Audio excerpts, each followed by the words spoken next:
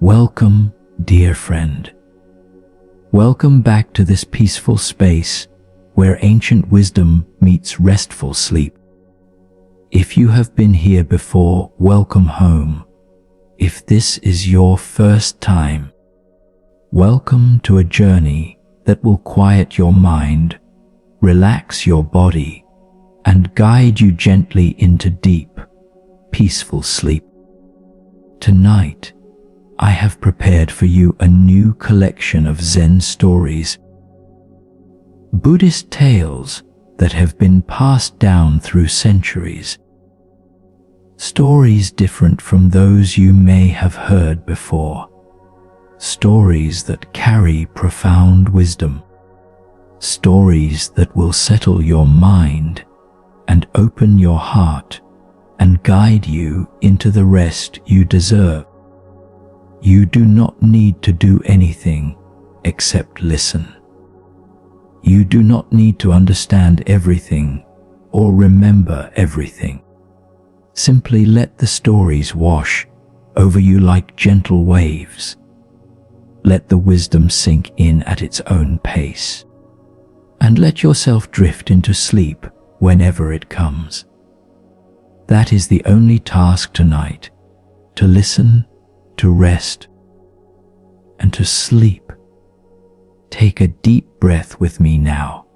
Breathe in slowly through your nose, filling your lungs completely, and breathe out gently through your mouth, releasing all tension. Good. One more time. Breathe in peace and calm. Breathe out worry and stress. Beautiful. You are here. You are present, and you are ready to receive these ancient teachings. Let us begin with our first story. This is a tale about perspective, about seeing beyond appearances, about understanding that things are not always what they seem. It is called the Golden Buddha.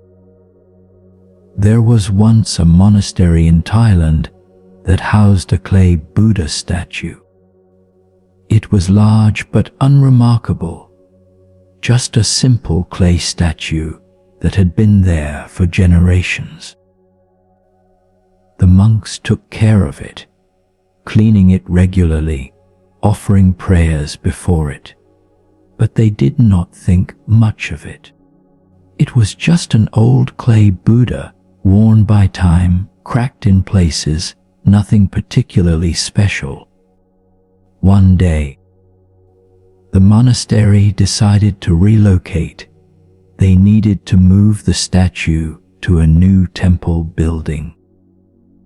When the workers came to move the clay Buddha, they realized it was much heavier than it appeared. They struggled to lift it. As they were moving it with ropes and wooden poles, one of the workers accidentally dropped his end, and the statue cracked. A piece of clay fell off, and underneath that clay, something gleamed, something golden. The workers stopped, confused. They looked closer and saw that beneath the outer layer of clay, there was gold. They carefully chipped away more clay, and more gold appeared. They worked through the night, removing all the clay, and by morning, they stood in awe before a massive solid gold Buddha statue, one of the largest ever discovered. The clay had been covering pure gold all along. The monks were stunned. How had this happened? When had the Buddha been covered in clay? They researched the temple's history and discovered the answer. Centuries ago, when the region was being invaded by foreign armies, the monks knew that invaders would steal anything valuable. So to protect their precious golden Buddha, They covered it entirely in clay, making it look worthless, unremarkable, just another ordinary statue. The invaders came, saw the clay Buddha, ignored it as having no value, and left. The golden Buddha was saved. But then, over the generations, the monks who knew the secret passed away. The knowledge was lost. New monks came who only saw the clay. They did not know what was hidden beneath. And so for hundreds of years, the monastery had housed one of the most precious Buddha statues in the world, never knowing it because it looked ordinary on the outside. Only when the clay cracked did the truth reveal itself. The gold had been there all along. They just could not see it.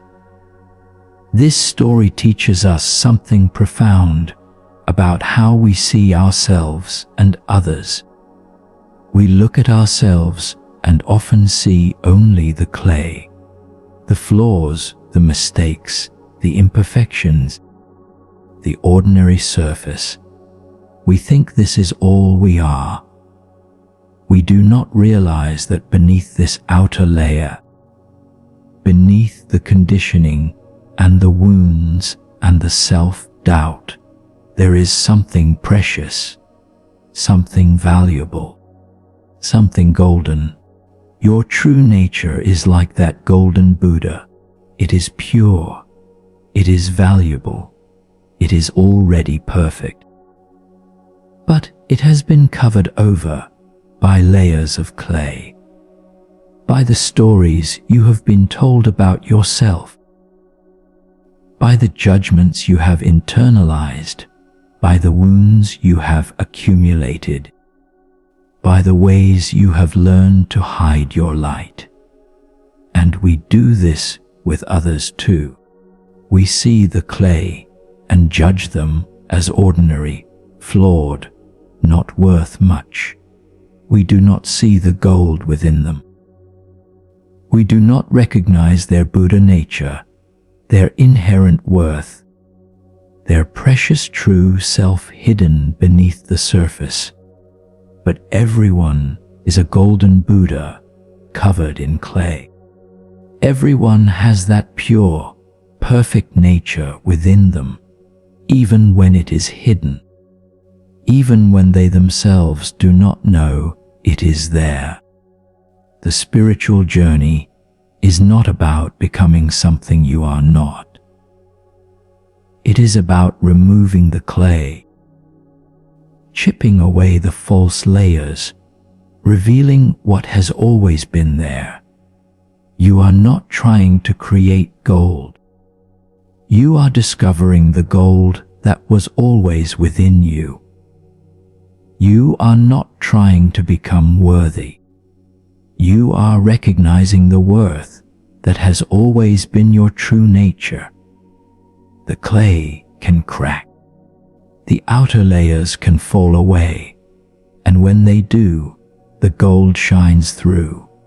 You are that gold. You have always been that gold. You just forgot.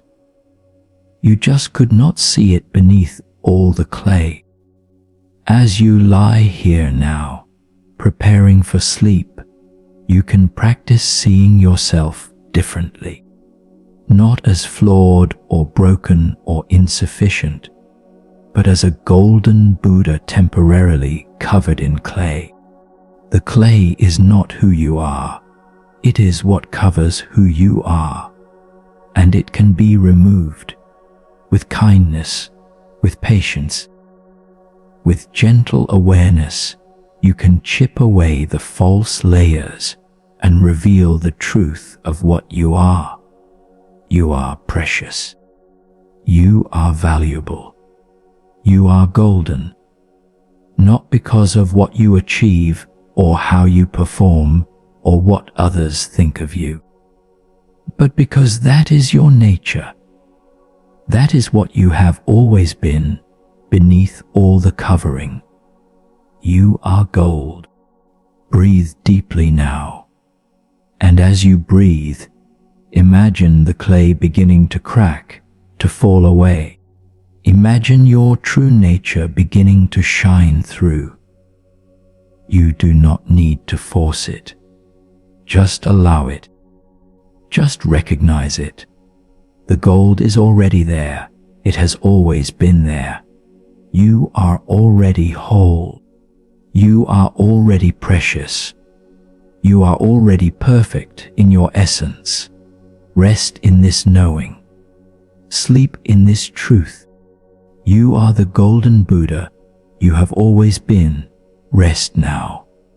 The clay is falling away. The gold is shining. You are home in your true nature. Sleep.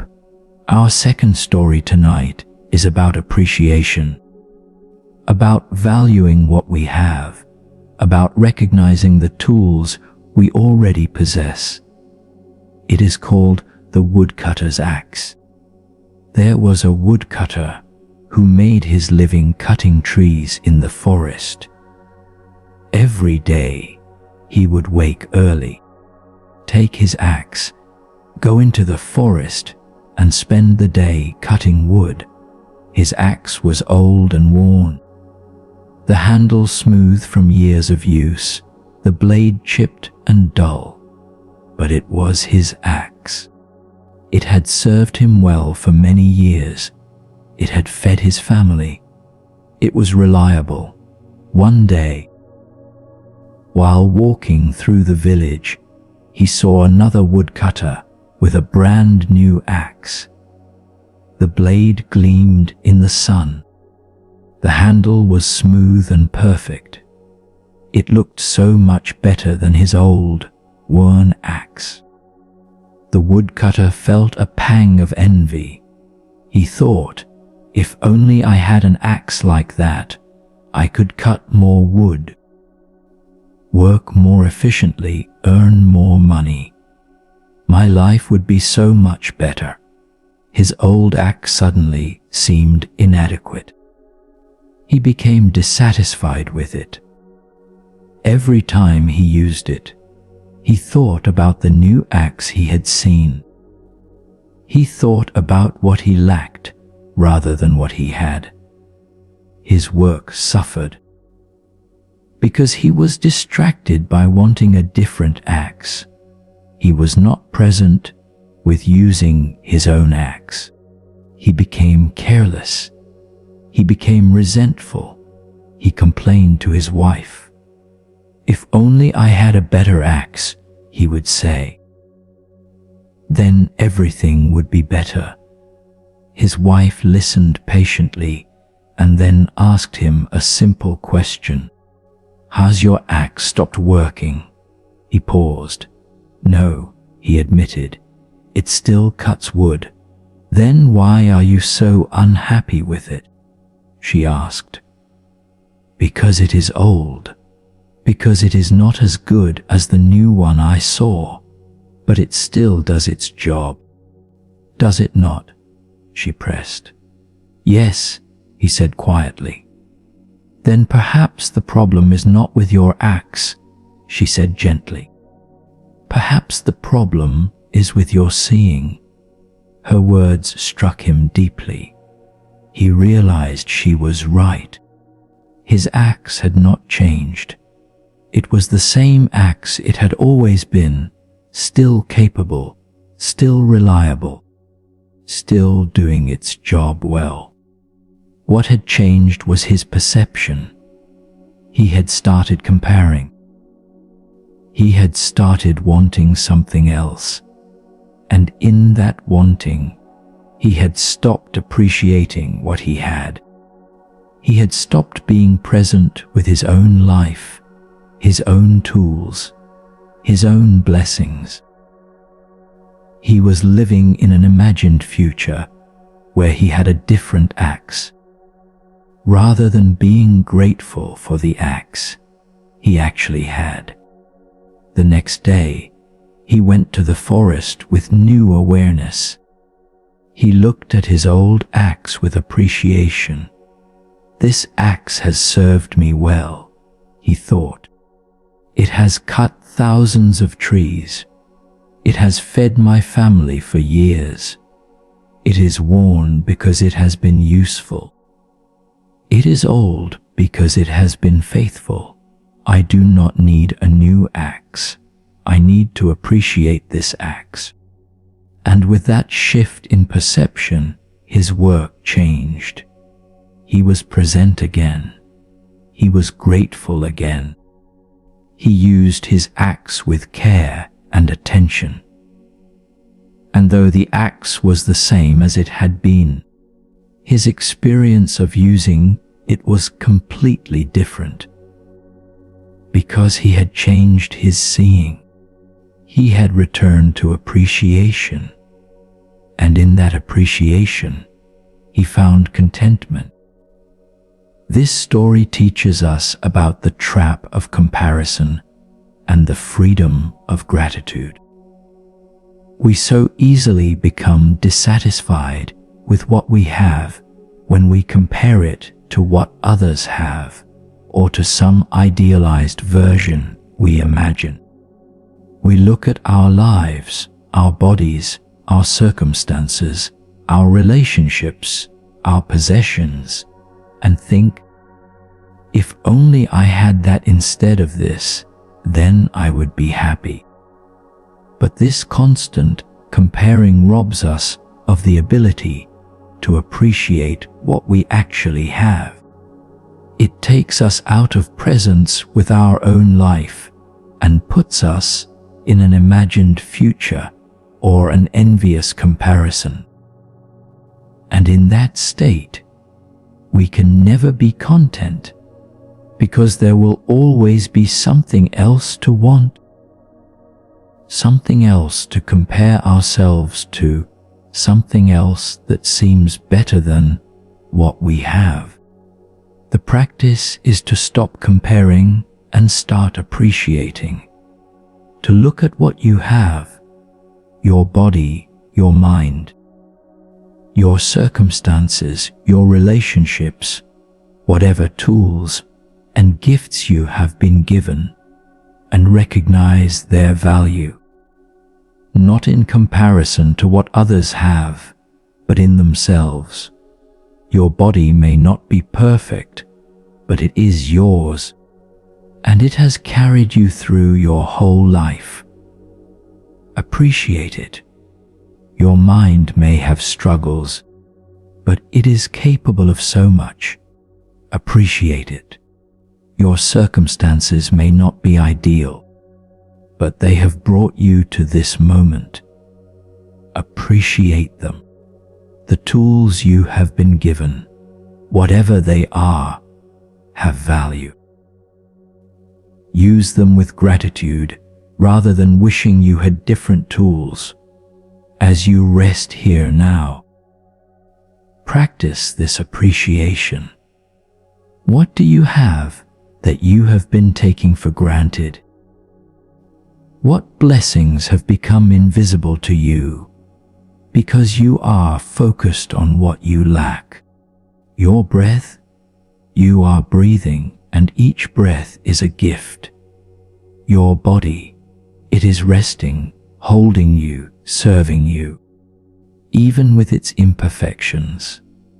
Your mind, it has carried you through challenges, learned so much, brought you wisdom, even when it also brings worry. Your life, you are here, alive, conscious, experiencing this moment. These are not small things. These are miracles. And when you see them as such, when you appreciate what you have rather than lamenting what you lack, contentment arises naturally. Peace becomes possible. Gratitude becomes your foundation.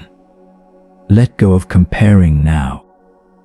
Let go of wanting what you do not have. Let go of dissatisfaction with what is, and instead appreciate. Be grateful. Notice what you have been given. Notice what is working. Notice what is actually here, actually yours, actually serving you. And in this appreciation, you will find more peace than any new acquisition could ever bring. Your axe is enough. Your life is enough. You are enough. Rest in this sufficiency. Sleep in this gratitude. You have what you need. You are what you need. Be grateful. Rest, sleep. Our third story is about the power of presence and the futility of trying to impress others. It is a simple but profound teaching about authenticity. It is called The Monk's Reply. A famous scholar traveled to a remote monastery to meet a Zen master he had heard about. The scholar was well educated, had read every important text, could quote sutras and philosophical treatises at length.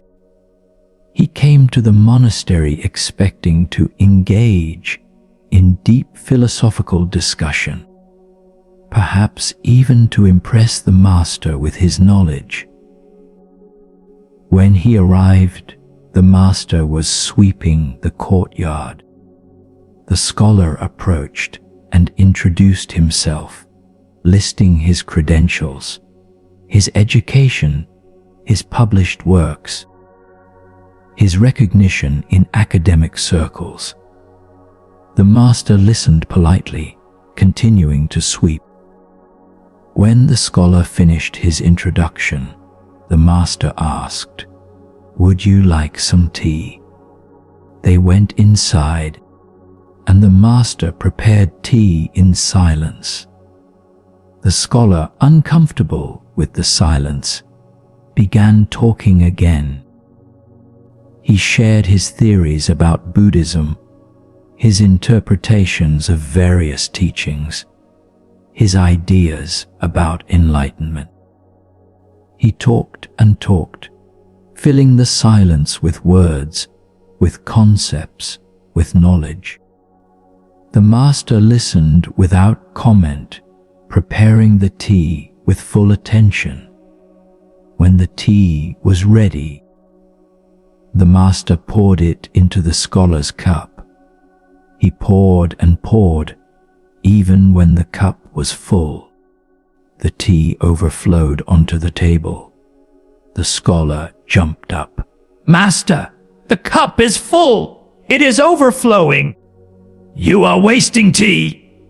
The master stopped pouring and looked at him calmly. "You are like this cup," he said. "You come here full of yourself, full of your knowledge, your credentials, your ideas, your need to impress. There is no room for anything new. How can I serve you tea when your cup is already full? How can I offer you teaching when you are too full of your own knowledge to receive it? Come back when your cup is empty. Come back when you are ready to receive rather than trying to give. Come back when you are ready to be a student rather than trying to be impressive." The scholar left, humbled and thoughtful. He realized the master was right. He had come to demonstrate what he knew, not to learn. He had come to impress, not to receive. He had been performing rather than being present, and in his fullness, there was no space for anything new to enter. Some months later, the scholar returned. This time, he brought no credentials, no introduction, no need to impress. He simply bowed and said, "I am here to learn." The master smiled warmly. "Now your cup is empty," he said. "Now we can begin." and he poured tea for them both, and they drank together in companionable silence. And in that silence, real teaching was transmitted. This story points to something we all do, but rarely recognize. We try so hard to appear knowledgeable, accomplished, impressive. We fill ourselves up with credentials and accomplishments and things we can prove about ourselves. We enter interactions thinking about what we will say, how we will appear, whether others will be impressed. And in this fullness, in this need to perform, we cannot actually connect. We cannot actually receive. We cannot actually be present because we are too busy managing our image, maintaining our performance, proving our worth. The practice is to empty your cup, to come to each moment, each interaction, each experience without needing to prove anything. To be willing to be a beginner, to not know, to be taught, to receive. This does not mean you deny your knowledge or experience. It simply means you do not let it get in the way of presence, of connection, of remaining open to learning. Even experts have more to learn. Even accomplished people can still be students. The wisest people are those who know how much they do not know. And notice that the scholar's need to impress actually prevented real connection. The master could not teach him when he was performing. Only when he stopped performing, when he showed up empty and authentic, ready to receive rather than trying to give, could real teaching occur. This is true in all relationships. When we are performing, we are not connecting. When we are trying to impress, we are not being authentic. When our cup is full, nothing new can enter. As you lie here resting, notice if you are trying to perform even now. Are you trying to be a good meditator? Are you trying to sleep the right way? Are you evaluating how you are doing? Whether you are doing it well, whether you measure up?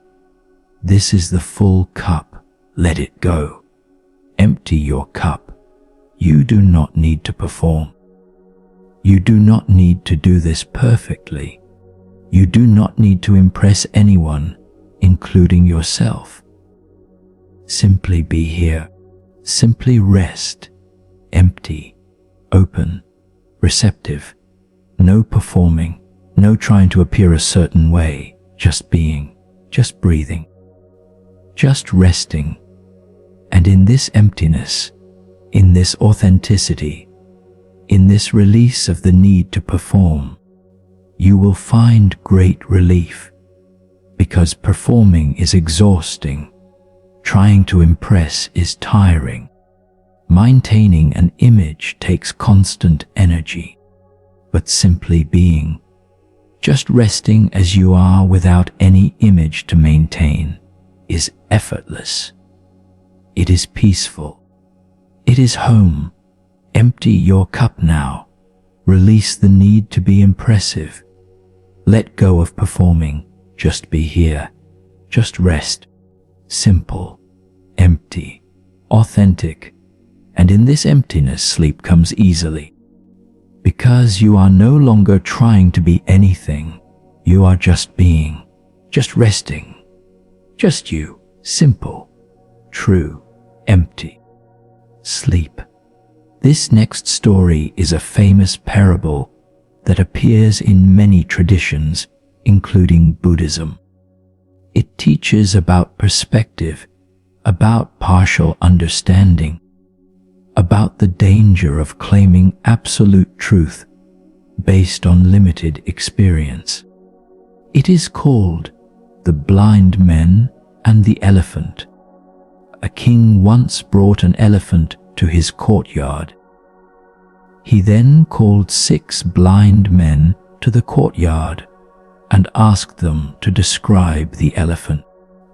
The first blind man approached the elephant and felt its side.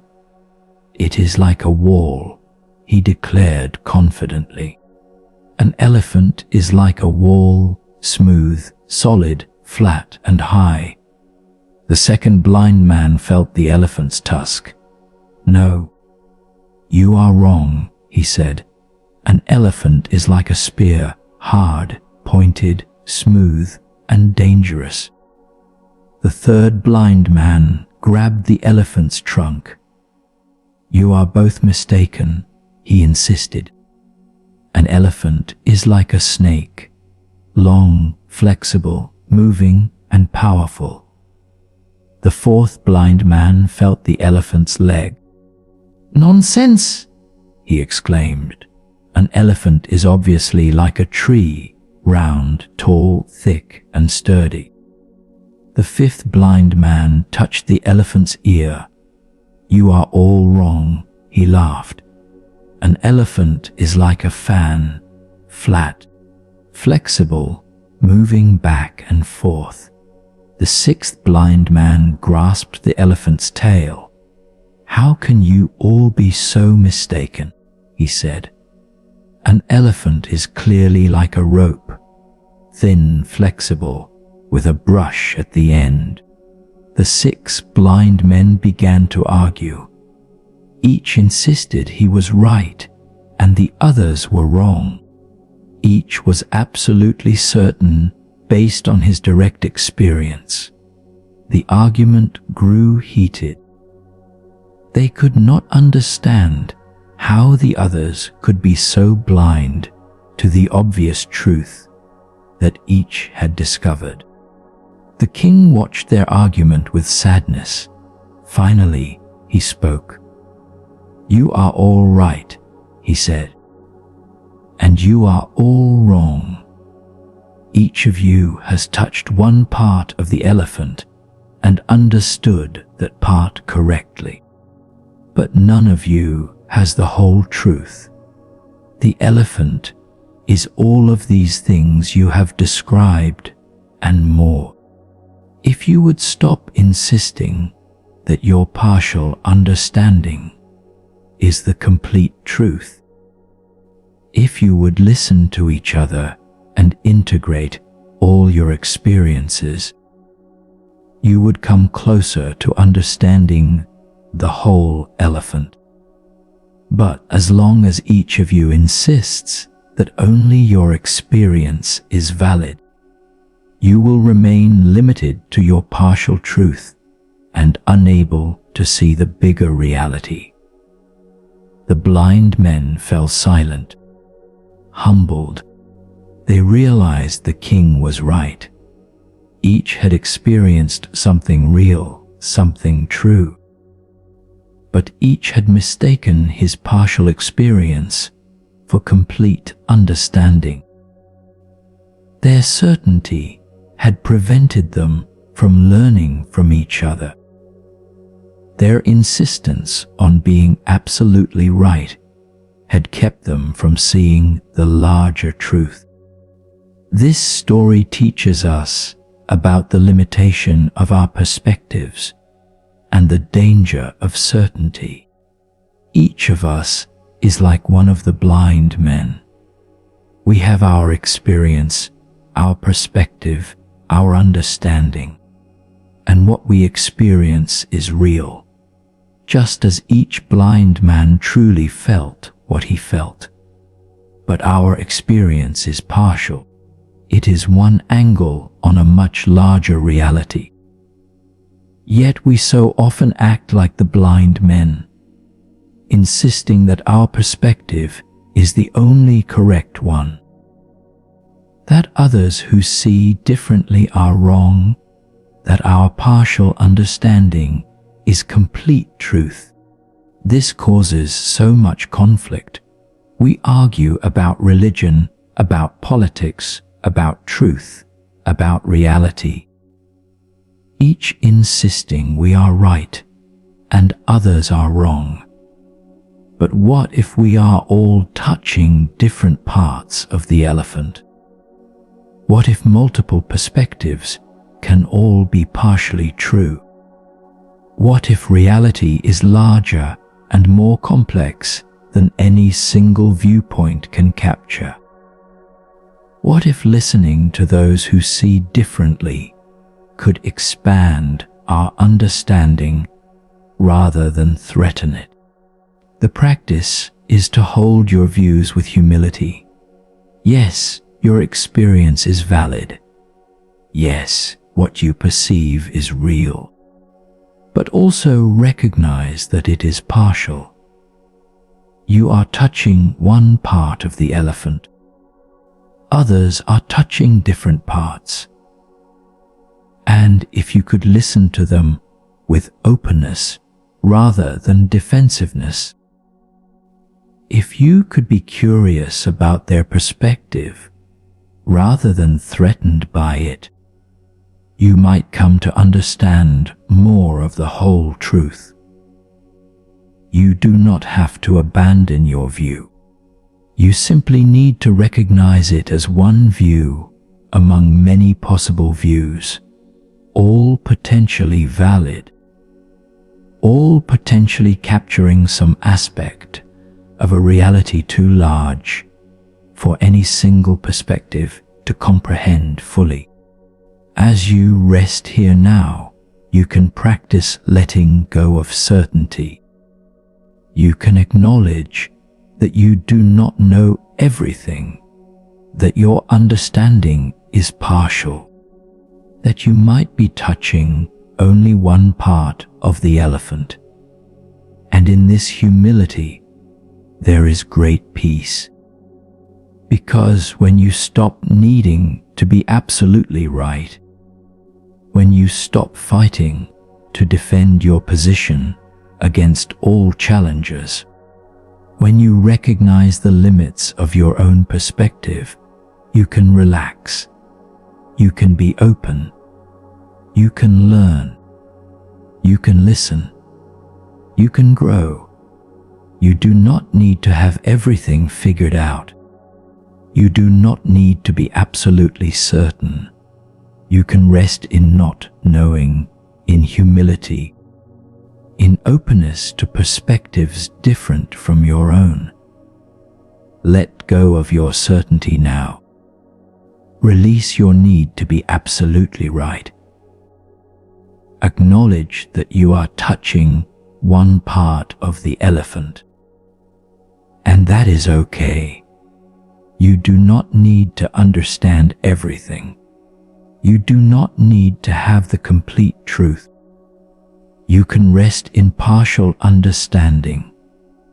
You can be at peace with not knowing everything. And in this humility, in this openness, sleep comes easily, because you are not holding rigidly to positions. You are not defending against other views. You are simply here, open, humble, at rest. Sleep now. You do not need to know everything. You only need to rest. Be at peace with partial understanding. Sleep. You have now heard 4 Zen stories, 4 teachings from the ancient tradition. Your mind has begun to quiet. Your body has begun to relax. The stories are working on you, settling your thoughts, opening your heart, preparing you for deep rest. And we continue now with more ancient wisdom, more tales that will carry you deeper into peace. Take a gentle breath. Feel how your body is already more relaxed than when we began.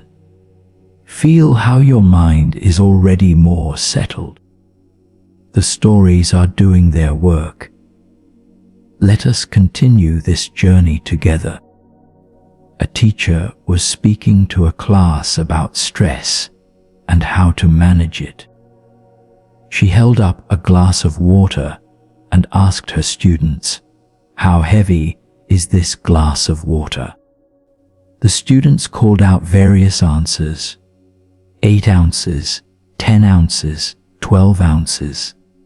The teacher smiled. "The absolute weight does not matter," she said. "What matters is how long I hold it. If I hold it for a minute, it is quite light. No problem. If I hold it for an hour, my arm will begin to ache. If I hold it for a day, my arm will become numb and paralyzed. The weight of the glass does not change. But the longer I hold it, the heavier it becomes, the more it burdens me." She continued, "This is like the worries we carry. If we think about a problem for a moment and then let it go, it has no weight. It does not burden us. But if we hold on to our worries all day, all week, all month, all year, never putting them down, never releasing them, they become unbearably heavy. They burden us until we feel paralyzed. The worries have not gotten heavier. We have simply held them too long. The practice is to put the glass down, to address what needs to be addressed, and then let it go. To think about problems when thinking is useful, and then release them when thinking becomes repetitive and unhelpful. To put down the glass regularly. Rest your arm and only pick it up again when you actually need to drink. The students understood. They realized they had been holding their worries constantly, never putting them down, never giving themselves rest from the weight of their concerns. They had been carrying glasses of water through their entire lives, wondering why they felt so exhausted, not realizing they could simply put the glass down. The teacher smiled at their recognition.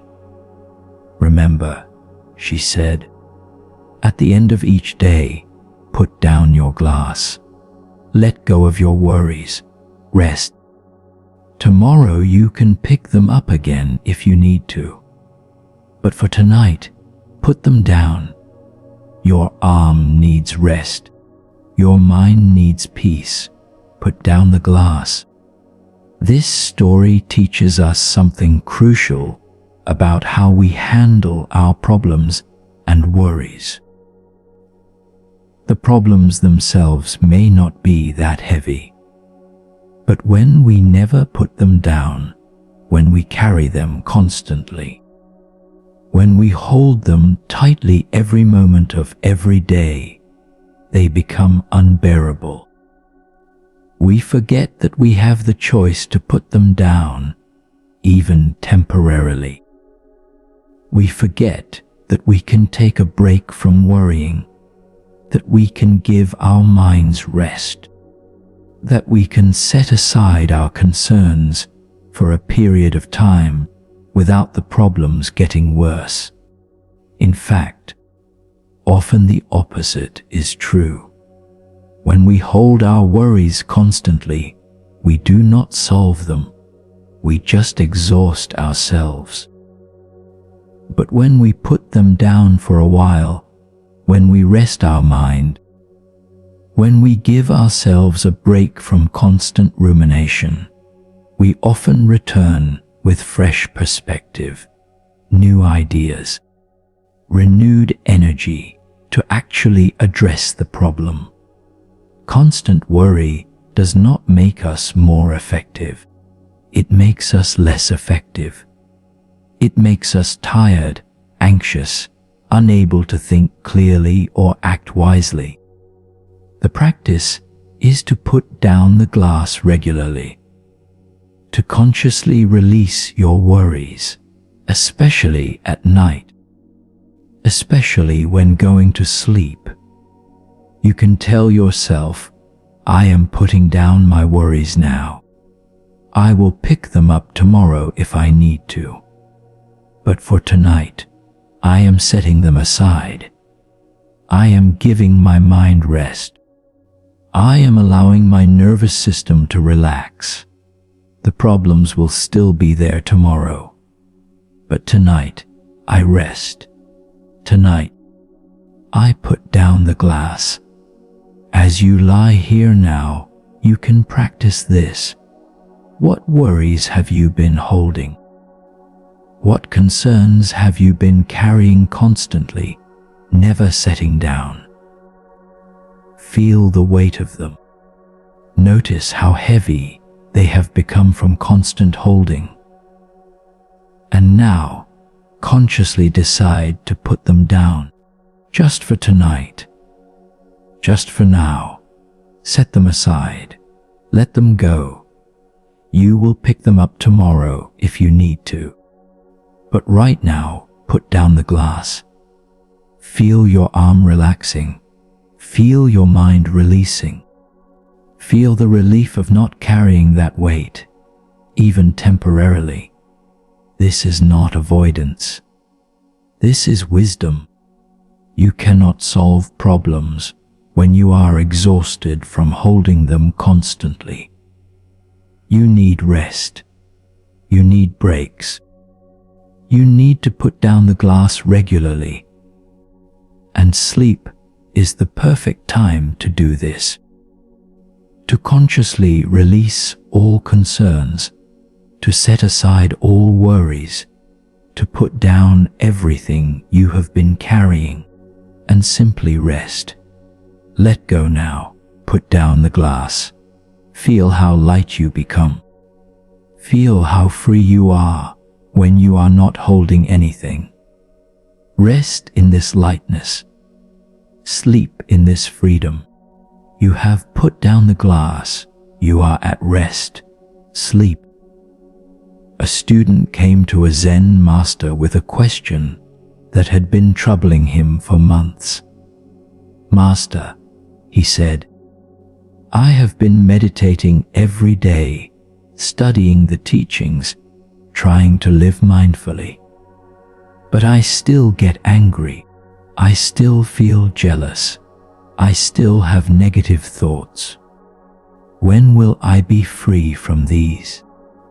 When will I be enlightened and no longer experience difficult emotions? The master looked at him with compassion and asked a question in return. Tell me, do you still get hungry? The student was confused. Yes, master, of course I still get hungry. That is natural. Everyone gets hungry. The master nodded. And when you eat, does the hunger go away? Yes, said the student. Then a few hours later, does it return? Yes, replied the student. Does this mean you are failing at being human? Does this mean your eating practice is not working? The student laughed. Of course not, master. Hunger is natural. It comes and goes. That is just how bodies work. Exactly, said the master. Anger is natural. Jealousy is natural. Difficult emotions are natural. They come and go, just like hunger. The practice is not to never feel these emotions. The practice is to not be controlled by them, not to identify with them, not to act on them blindly. When hunger comes, you notice it. You address it skillfully by eating, and then it passes. When anger comes, you notice it. You address it skillfully by understanding its cause and responding wisely rather than reacting blindly. And then it passes. You do not expect to never feel hunger again after you eat once. Why would you expect to never feel anger again after you meditate once? The Master continued, enlightenment is not the absence of difficult emotions. It is a different relationship with them. The enlightened person still feels anger when something unjust occurs, but they are not consumed by it. They do not identify with it. They do not act from it blindly. They feel it, understand it. Let it inform wise action if action is needed, and then let it pass. They feel sadness when sadness is appropriate. They feel fear when there is real danger. But they do not believe these emotions define them. They do not cling to them or push them away. They simply allow them to arise, exist for their time, and pass away like clouds moving across the sky, like waves moving across the ocean. The student felt great relief. He had been judging himself as a failure every time a difficult emotion arose, thinking that spiritual practice should eliminate these feelings. But now he understood. The feelings were natural.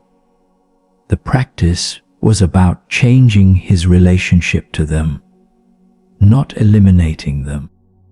He could allow anger to arise without acting from anger. He could feel sadness without being destroyed by sadness. He could experience jealousy without being controlled by jealousy. The emotions were like hunger, natural, temporary, not a problem unless he made them a problem by resisting them or identifying with them. This story addresses a common misunderstanding about spiritual practice and emotional life. Many people think that meditation, mindfulness, or spiritual development should make them perfectly calm, always happy, never disturbed. And when they still experience difficult emotions, they think they are failing, that the practice is not working, that something is wrong with them. But this expectation is unrealistic and creates unnecessary suffering. The Buddha never taught that awakening means never experiencing difficult emotions. He taught that awakening means not suffering over them, not being controlled by them, not creating additional pain through resistance or identification. You can feel anger without being angry. You can experience sadness without being sad. You can notice fear without being fearful. The emotion is a temporary visitor. It arises, exists for a time, and passes. But you, the awareness that notices the emotion, remain peaceful, undisturbed. Like the sky that holds clouds, but is not affected by them. This understanding brings great relief, because it means you do not need to be perfect. You do not need to never feel difficult emotions. You simply need to change how you relate to them. When anger arises, instead of judging yourself as a bad meditator, you can simply notice anger is here. Hello, anger. I see you. You are a visitor. You will pass. And often, just this noticing Just this acknowledgement allows the emotion to move through more quickly, with less suffering, with less drama. As you rest here preparing for sleep, you can practice this acceptance of your emotional experience. Whatever you are feeling right now, whether peaceful or anxious, calm or restless, content or frustrated, you can allow it. You do not need to feel differently to deserve rest. You do not need to eliminate all difficult emotions before you can sleep. You can feel what you feel, acknowledge it without judgment, and rest anyway. The emotion is like hunger, natural, temporary. Not a problem unless you make it a problem by resisting it. Let whatever emotions are present be present. They are visitors. They will pass. You do not need to push them away or cling to them. Simply allow them, notice them, and rest anyway. Emotions and rest can coexist. You can feel anxious and still sleep. You can feel sad and still rest. The emotion does not prevent sleep. Only your resistance to the emotion, your judgment of it, your belief that you should not feel it, creates the problem. Let it be. Allow it. Rest anyway.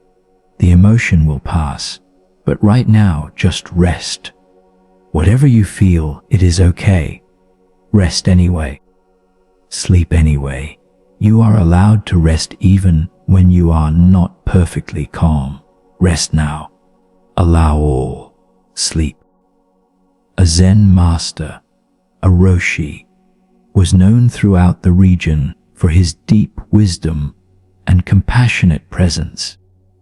People came from far away to study with him, to ask his advice, to be in his peaceful presence.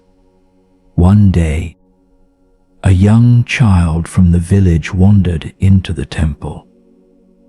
She was perhaps 5 or 6 years old, curious and unafraid. She saw the Roshi sitting in meditation and went right up to him. She poked him on the arm. The Roshi opened his eyes and looked at her with a gentle smile. "Are you a real person?" the child asked, "or are you a statue?" The Roshi laughed.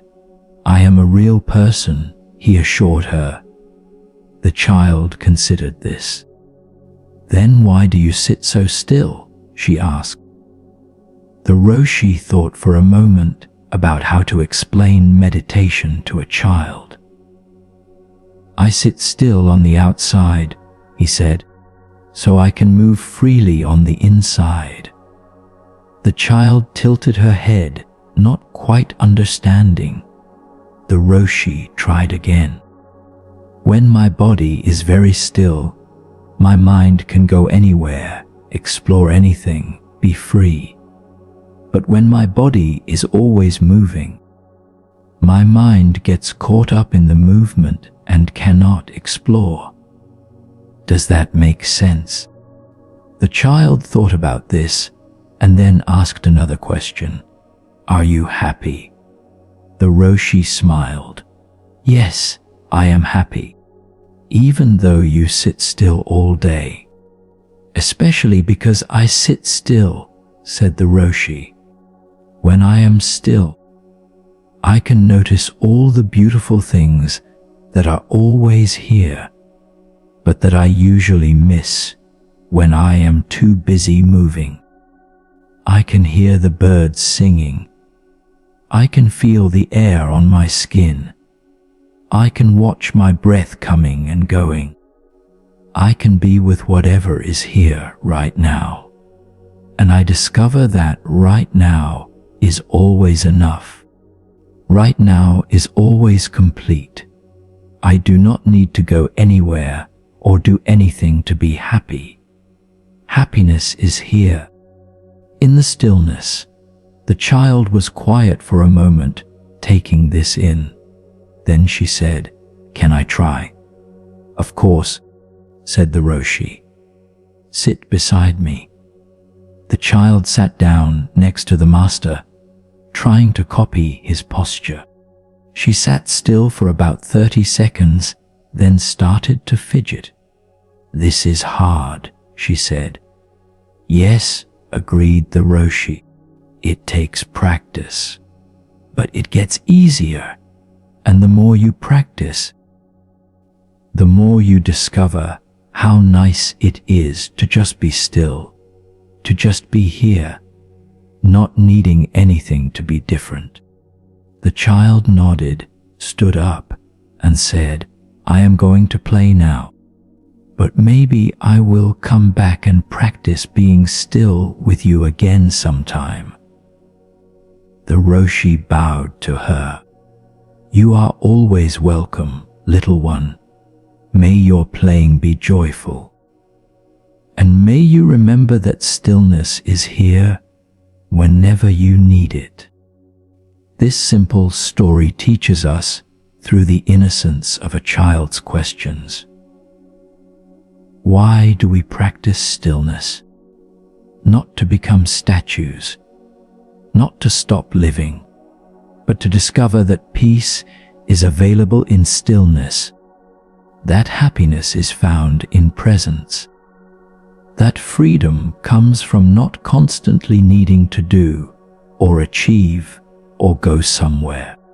When we are always in motion, always doing, always busy, always moving toward the next thing, we miss the fullness of this moment. We miss the simple joys that are always available.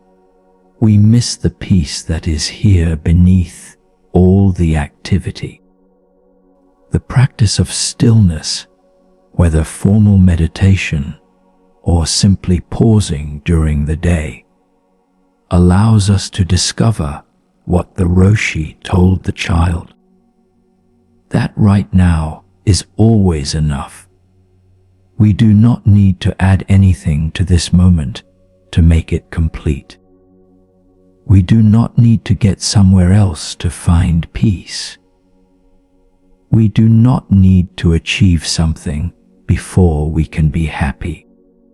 Happiness is here in stillness, in presence, in noticing what is already here.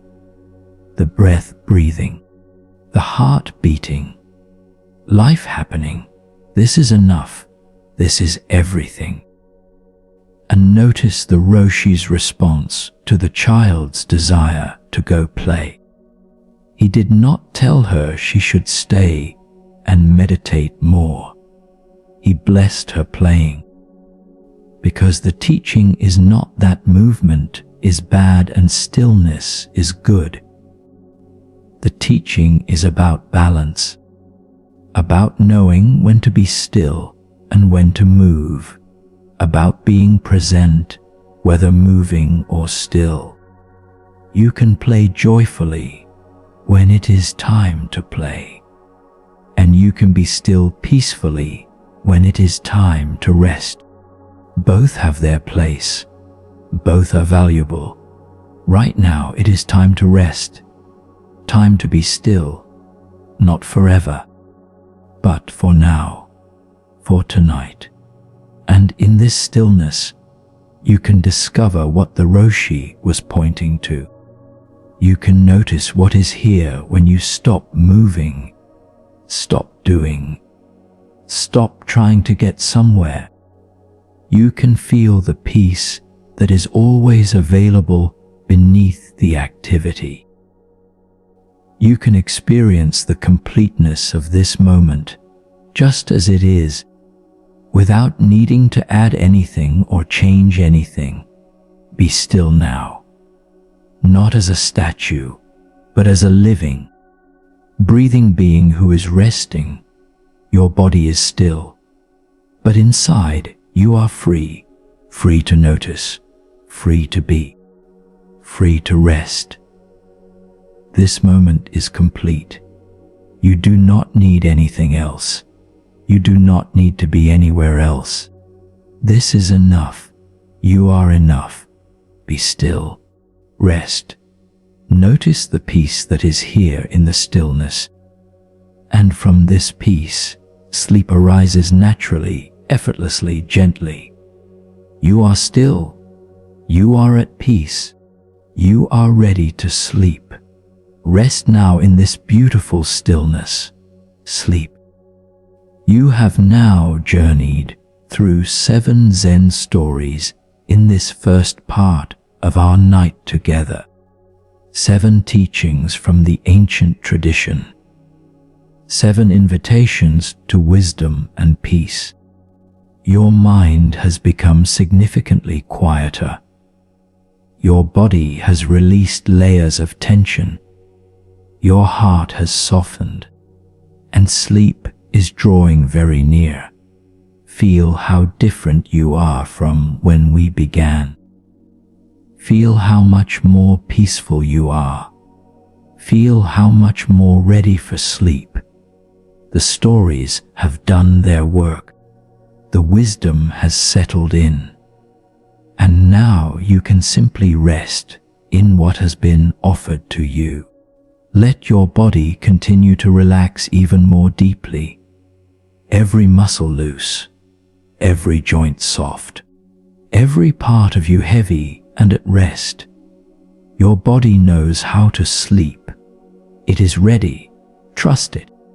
Let your mind continue to quiet even more fully. Thoughts slowing down, mental activity diminishing.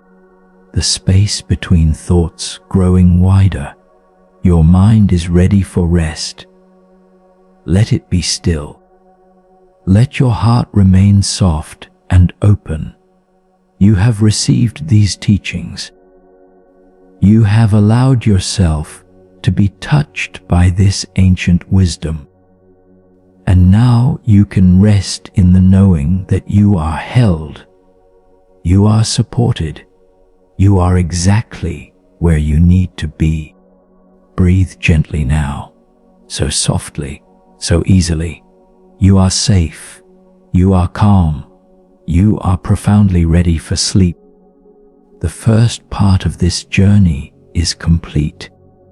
More stories await in the hours ahead. But you may already be drifting into sleep, and that is perfect. Sleep whenever it comes.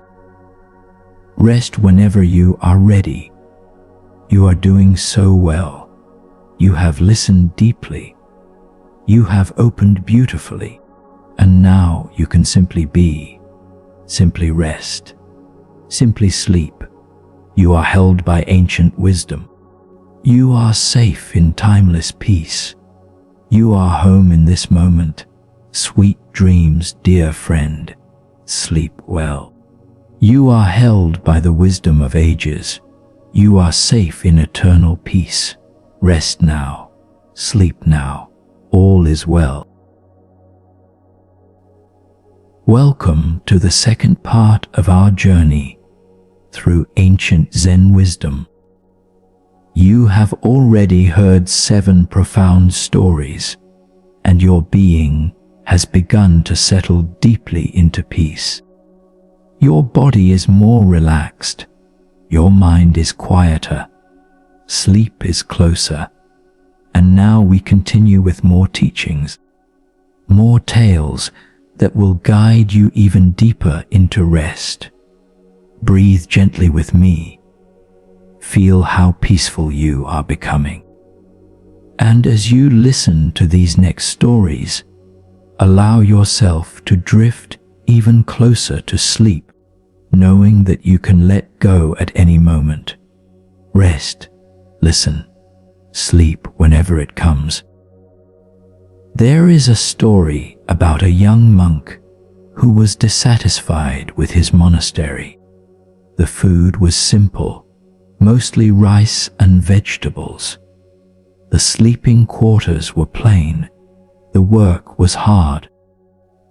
He looked at his bowl of rice each day and wished he had more, wished he had better, wished he were somewhere else living a different life. One day, his master sent him on a journey to deliver a message to another monastery. The journey took several days, and the young monk had to beg for food along the way, as was the custom for wandering monks.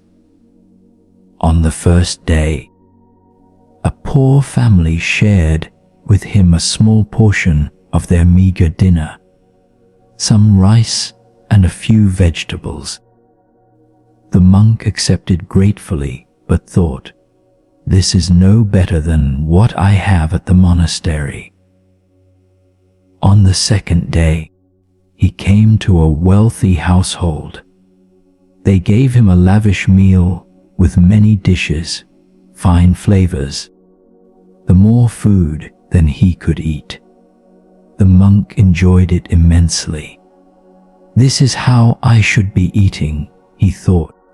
"This is what I deserve. Why should I live on simple rice when food like this exists?" On the third day, he came to a village that was experiencing famine. The people had nothing to share. The monk went hungry that day. His stomach ached. He felt weak. He realized he had taken for granted even the simple rice he had always had. On the fourth day, a farmer gave him a bowl of plain rice. Just rice, nothing else. And as the monk ate that rice, it tasted like the most delicious meal he had ever had. Because he was truly hungry. Because he had experienced having nothing. Because he had stopped comparing and started appreciating. When he returned to his monastery and sat down to his regular meal, rice and vegetables, he looked at his bowl with new eyes. "This is abundance," he thought. "This is enough. This is a blessing. I have been so ungrateful. I have been focusing on what I did not have rather than appreciating what I did have." From that day forward, the monk ate every meal with gratitude. The food had not changed. His circumstances had not changed. But his heart had changed. He had learned to see the abundance in simplicity, the blessing in enough, the wealth in what he actually had rather than always longing for what he did not have. His bowl of rice became a daily teaching in gratitude, in contentment, in seeing clearly what was actually before him rather than always looking elsewhere for something better.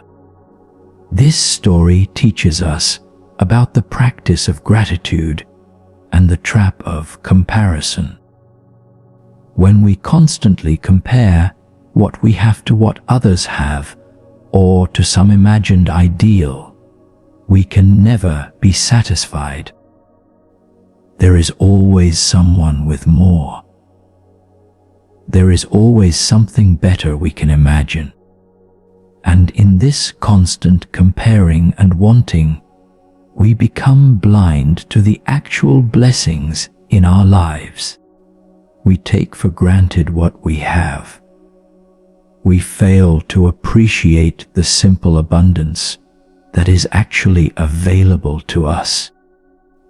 The monk's journey taught him that what seemed like deprivation, his simple daily rice, was actually abundance compared to going hungry.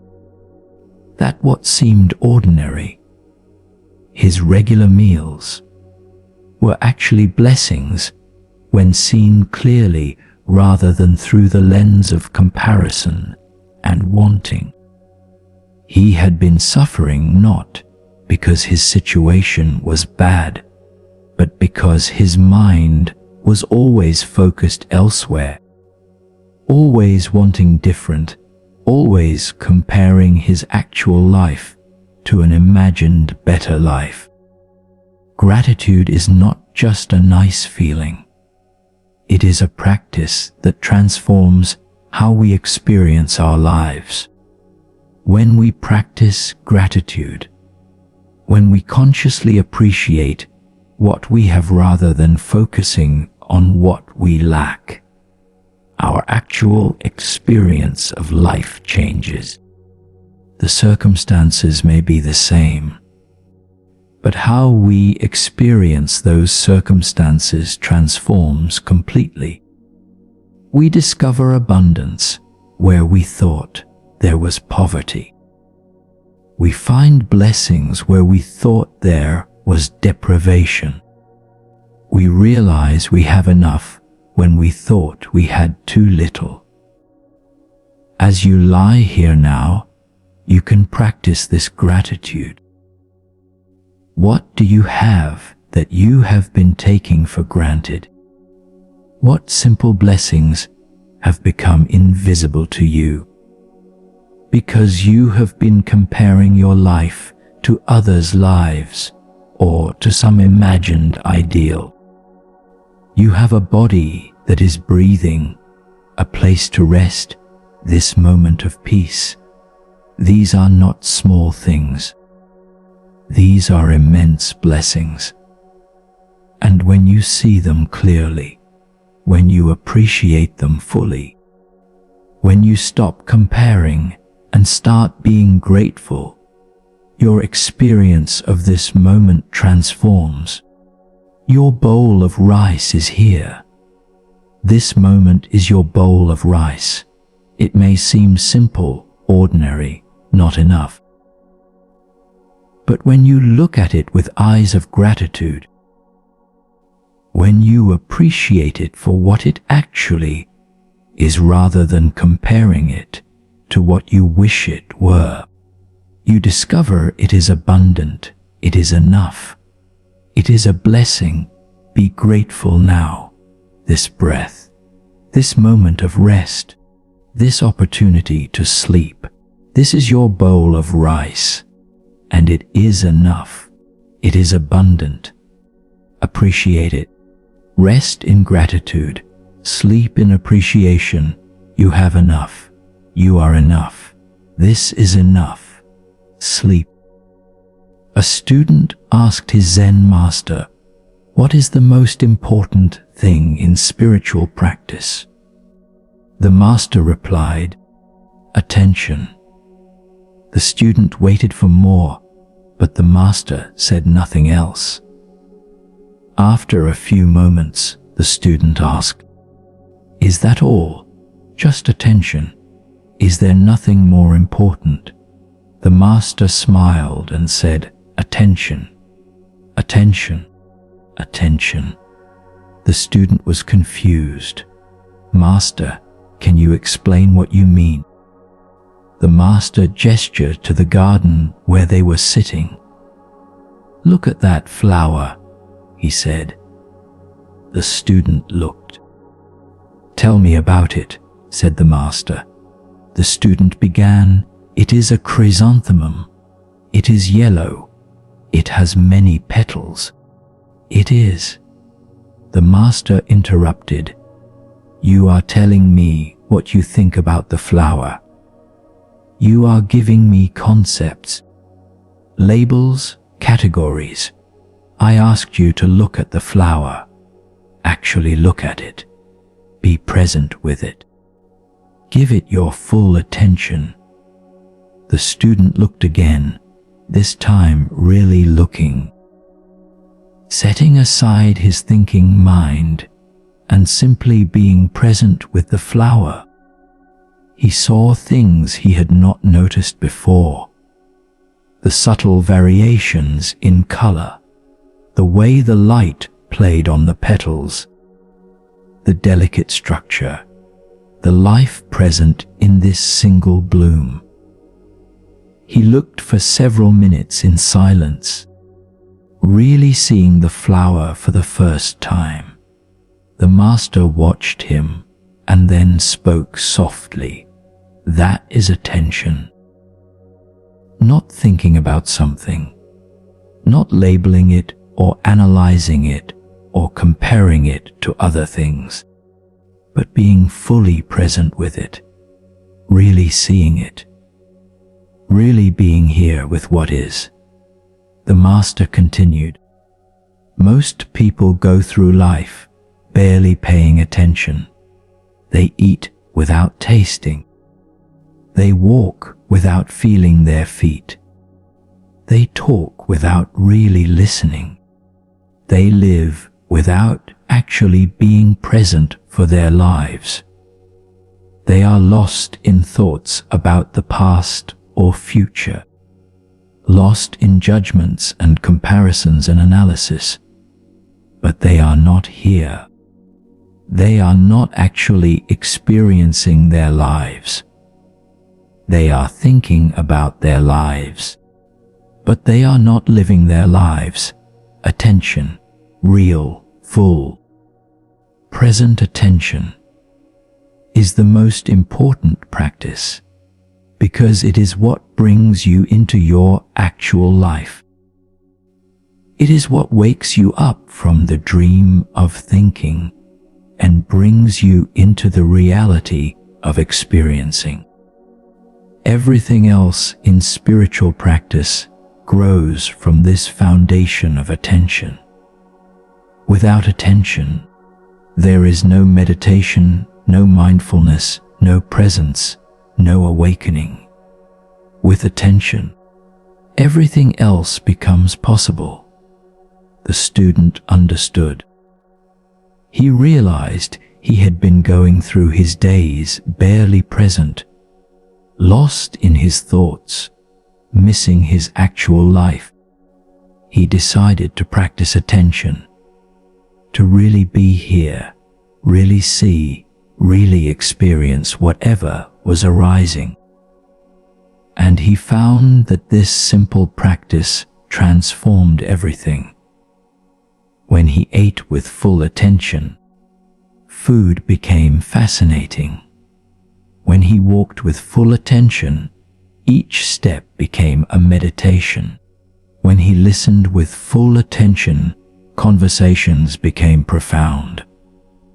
Life became vivid, real, alive.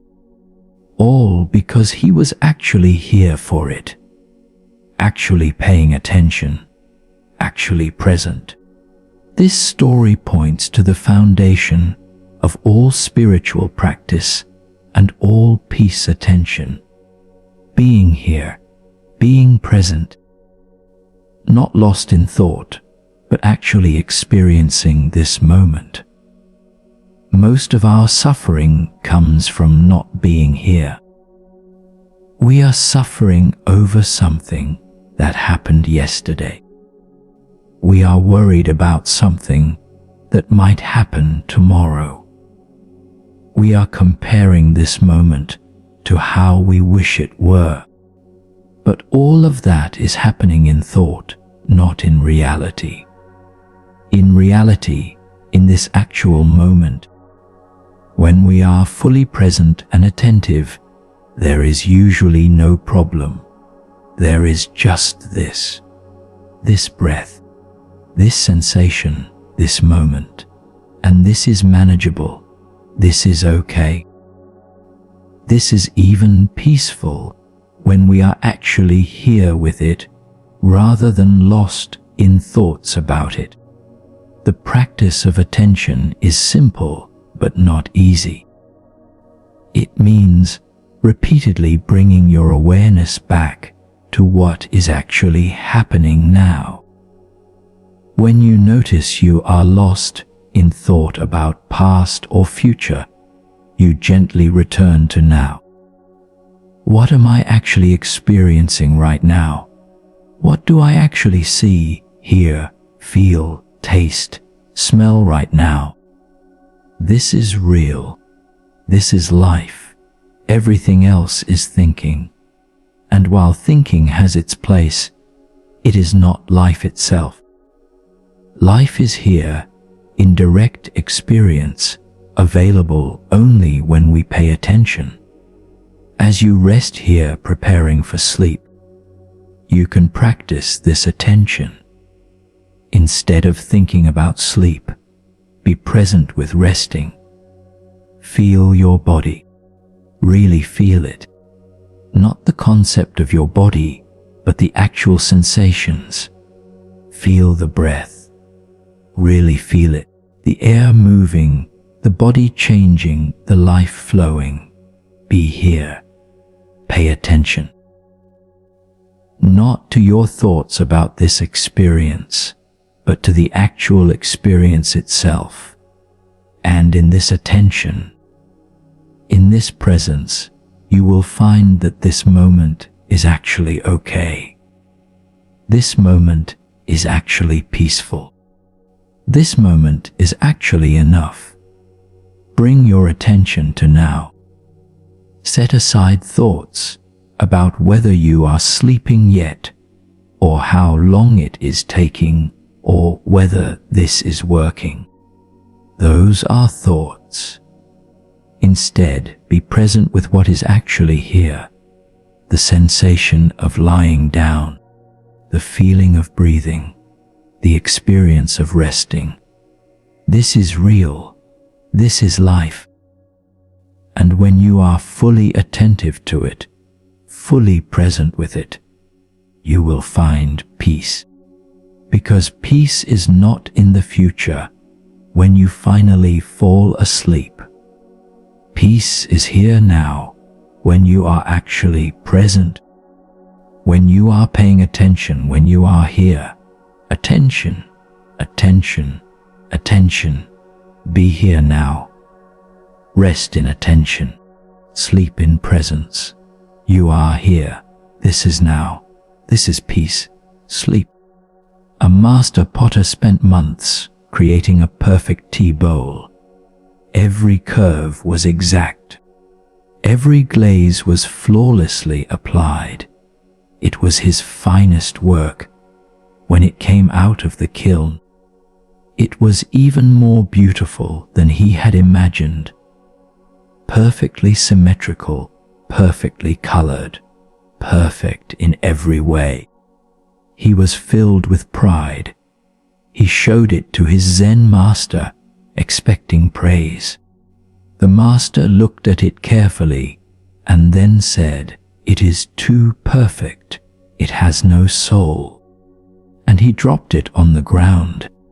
The bowl shattered into pieces. The potter was devastated. Months of work destroyed in an instant. He looked at the master with pain and confusion. "Why did you do that?" The master said nothing. He simply picked up some of the broken pieces and began examining them. Then he took gold lacquer and began gluing the pieces back together, using the gold to highlight the cracks rather than hide them. When he finished, he held up the bowl, now cracked and repaired, with veins of gold running through it, where it had been broken. "Now," said the master, "it is truly beautiful. Now it has lived. Now it has a story. Now it is real." The potter looked at the bowl with new eyes. It was no longer perfect in the conventional sense, but it was far more beautiful than it had been before. The gold-filled cracks gave it character, depth, history. It was unique now. It could never be replicated. Its brokenness had become its beauty. The master explained, "This is the art of kintsugi, repairing broken pottery with gold to make it more beautiful than it was before. And this is the art of life. We all break. We all have cracks. We all experience damage. But these breaks do not ruin us. They can make us more beautiful, more real, more valuable. Our wounds, when we repair them with care, with acceptance, with love, with gold rather than hiding them with shame, become part of our beauty. They become our story. They make us who we are. The potter understood.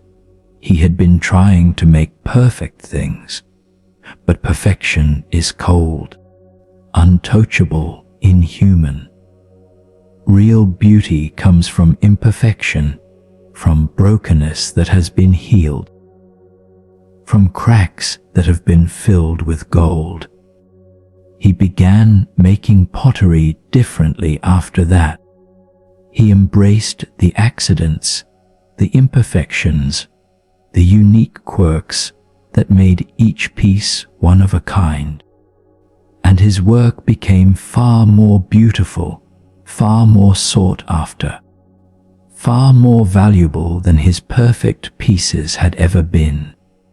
Because now his work was real. Now it had soul. Now it told the truth about beauty, that it comes not from perfection, but from authentic imperfection, from brokenness that has been transformed. This story teaches us about the Japanese art of kintsugi and its profound life lesson. We live in a culture that values perfection, that tells us to hide our flaws, to conceal our wounds, to pretend we are not broken. We spend enormous energy trying to appear perfect, trying to hide our cracks, feeling shame about our imperfections. But this story teaches us something different. Our breaks, our wounds, our imperfections are not flaws to be hidden. They are part of our beauty. They are what make us real, unique, valuable. You have been broken. Everyone has. You have cracks, scars, wounds. You have experienced pain, loss, failure, disappointment. You have been damaged by life. And you may have thought these breaks make you less valuable, less beautiful, less worthy. But the teaching of kintsugi is that the opposite is true. When you repair your breaks with gold, with self-compassion, with acceptance, with care, when you stop hiding your cracks and instead honor them as part of your story, you become more beautiful, more valuable, more real than you were before you broke. The gold in kintsugi represents how you treat your wounds. You can fill your cracks with shame, trying to hide them, feeling diminished by them.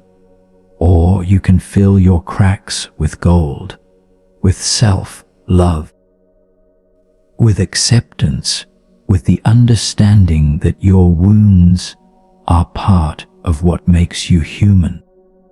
What makes you beautiful? What makes you you? Your brokenness is not your flaw. Your brokenness, healed with compassion, is your beauty. Your cracks filled with gold are what make you unique, authentic, valuable. As you rest here now, you can practice this acceptance of your imperfect, broken, repaired self. You do not need to be perfect to be worthy of rest. You do not need to have it all together to deserve peace. You can be broken and still be beautiful. You can have cracks and still be whole. Your wounds, your imperfections, your struggles, these do not disqualify you from peace. These are part of your beauty. These are your gold veins. Accept them. Honor them. See them not as flaws, but as your story, your uniqueness, your truth. You are a kintsugi bowl, broken and repaired, imperfect and beautiful, cracked and valuable. Your wounds do not diminish you. They make you real. They make you who you are. And who you are is worthy of rest, worthy of peace, worthy of sleep. Rest now in your imperfect, broken, beautiful reality. You are whole not because you are unbroken, but because you are authentically, compassionately yourself. Sleep now. You are enough. Your cracks are gold. Your imperfection is beautiful. Rest. A traveler came to a wide river and needed to cross to the other side. He saw a monk standing near the water and asked, "Excuse me, where is the bridge to cross this river?" The monk looked at him calmly and replied, "There is no bridge." The traveler was confused.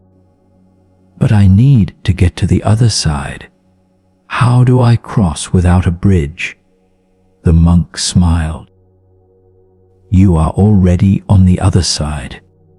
You have never left the other side. There is no river to cross. There is no bridge needed. You only think you are on this side and need to get to that side. But this is illusion. There is only here. There is only now. There is only this." The traveler thought the monk was speaking nonsense. He looked at the river. It was clearly there. He was clearly on this side. The other side was clearly over there. He needed to cross. This monk was not being helpful. But having no other option, he sat down to think. As he sat, he began to consider the monk's words more deeply. What did it mean that he was already on the other side? What did it mean that there was no river to cross? Slowly, understanding began to dawn. He realized that the other side he was trying to get to was a mental construct. In his mind, he had divided reality into and there, into no, and then into this and that. But reality itself has no such divisions. Reality is just this, just here, just now. The division into need to get somewhere else was created by thought, and thought was creating suffering, the feeling of incompleteness, of not being where he needed to be, of lack. But when he simply was where he was, without the thought that he needed to be somewhere else, there was no problem, there was no river to cross. There was just this moment, complete in itself. The traveler looked at the monk with new understanding. "I see," he said. "There is no bridge because there is nowhere to go. I am already here. I have always been here. The here I was trying to get to is this here." The monk nodded, pleased. "Now you understand the bridge of no bridge. Most people spend their whole lives trying to cross an imaginary river, trying to get to an imaginary other side, never realizing they are already complete right where they are. They are already home. They are already there. There is nowhere to go. There is only being fully here, fully now, fully present with what is.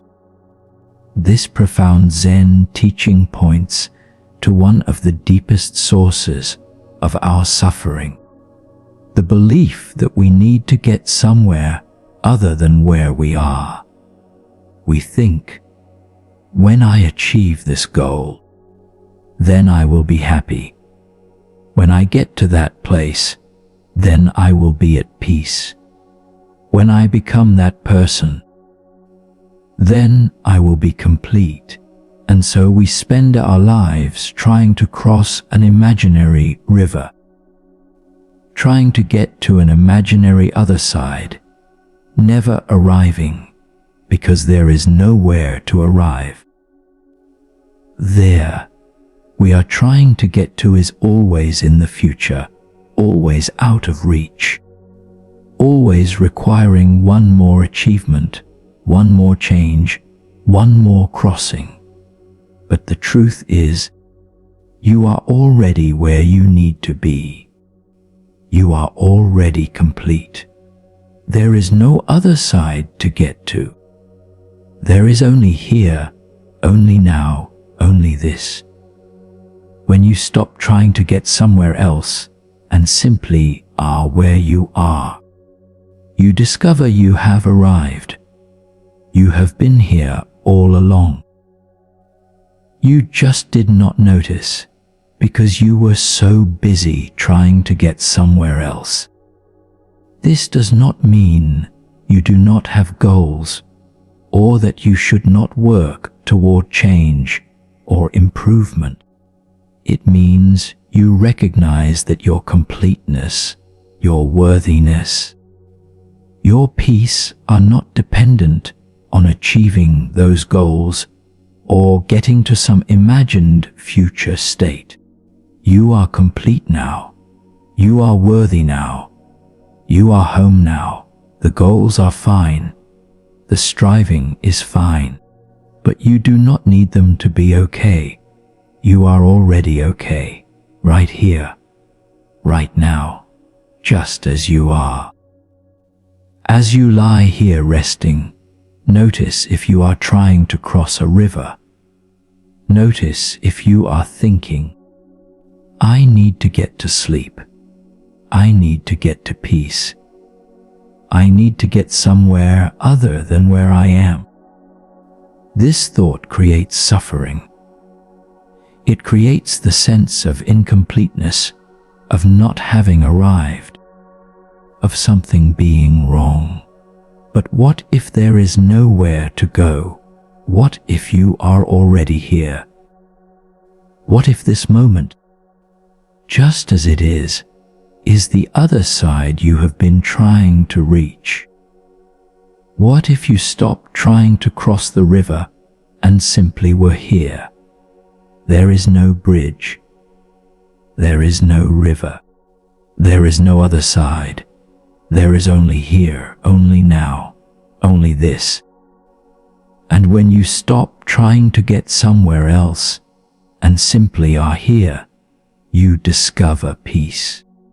Not because circumstances have changed, but because you have stopped creating the imaginary river that you thought you needed to cross. You are here. You have arrived. There is nowhere to go. Rest in this arriving. Sleep in this completion. You are already on the other side. You have always been on the other side. You are home. Rest. Sleep. You have arrived. A student came to study with a Zen master, but had one condition: I will study with you, but I will not bow. I do not believe in bowing. I believe all people are equal.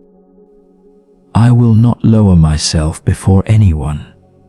The master looked at him thoughtfully and then said, Very well. You do not need to bow. Come, let us begin. The student was surprised by how easily the master accepted his condition. He began his studies, and every day he watched as other students bowed when entering the meditation hall, bowed when greeting the master, bowed when serving tea, but he stood straight, refusing to bow, maintaining his position that he would not lower himself. Months passed. One day, the master called the student to his room. "Tell me," said the master, "why do you refuse to bow?" The student explained, "Bowing implies that one person is above another, that one is superior and one is inferior. But all people are equal in their Buddha nature. I will not pretend otherwise." The master nodded. "You are right that all people are equal in their Buddha nature," he said. "But you misunderstand bowing. When we bow, we are not lowering ourselves beneath another person. We are lowering our ego. We are releasing our sense of separation. We are recognizing the Buddha nature, not just in ourselves, but in the other person, in the room, in the moment, in the practice. We are bowing to life itself, to the opportunity to be present, to the teachings that have been passed down.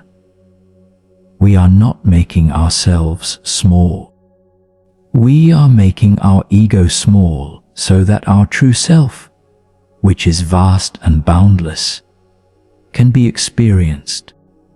The master continued, "You think by not bowing you are maintaining your dignity, but actually, by refusing to bow, you are maintaining your ego. You are holding yourself rigid, separate, defended. The other students, through bowing, are practicing letting go of that rigidity, that separation, that defense. They are practicing humility, which is not about being less than others, but about being real, being authentic, being free from the need to protect or inflate the ego. When you can bow, when you can willingly lower your ego, release your defensiveness, let go of your need to maintain a position, you become truly free. You discover that your dignity, your value, your worth do not come from standing above others or refusing to acknowledge others. They come from your nature, which remains untouched whether you bow or stand, whether you are praised or criticized, whether you are recognized or ignored. The student sat with these words for a long time. Finally, he stood up and, for the first time, bowed deeply to his master.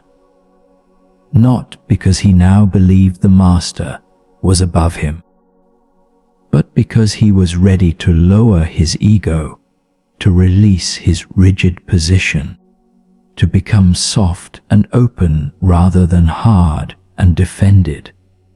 The master bowed back, and in that mutual bowing, there was no hierarchy, no superior and inferior. There was only two beings acknowledging each other, recognizing the Buddha nature in both, participating in the ancient practice of letting go of separation and meeting in humility and respect. From that day forward, the student bowed freely, and he found that with each bow, he became freer, lighter, more at peace, because he was practicing releasing his ego again and again, moment by moment. This story teaches us about the difference between true dignity and ego protection. The student thought he was maintaining his dignity by refusing to bow, but actually, he was maintaining his ego, his sense of separation, his need to defend his position, his fear of appearing less than. True dignity does not need protection. True worth does not require us to never lower ourselves. True self does not diminish when we humble ourselves. In fact, the practice of humility, of consciously lowering our ego, releasing our defensiveness, letting go of our need to appear impressive, leads to greater freedom, greater peace, greater authenticity. The practice of bowing in Zen is not about hierarchy. It is about letting go. Every time you bow, you practice releasing your grip on your ego, your position, your need to be right or to appear impressive.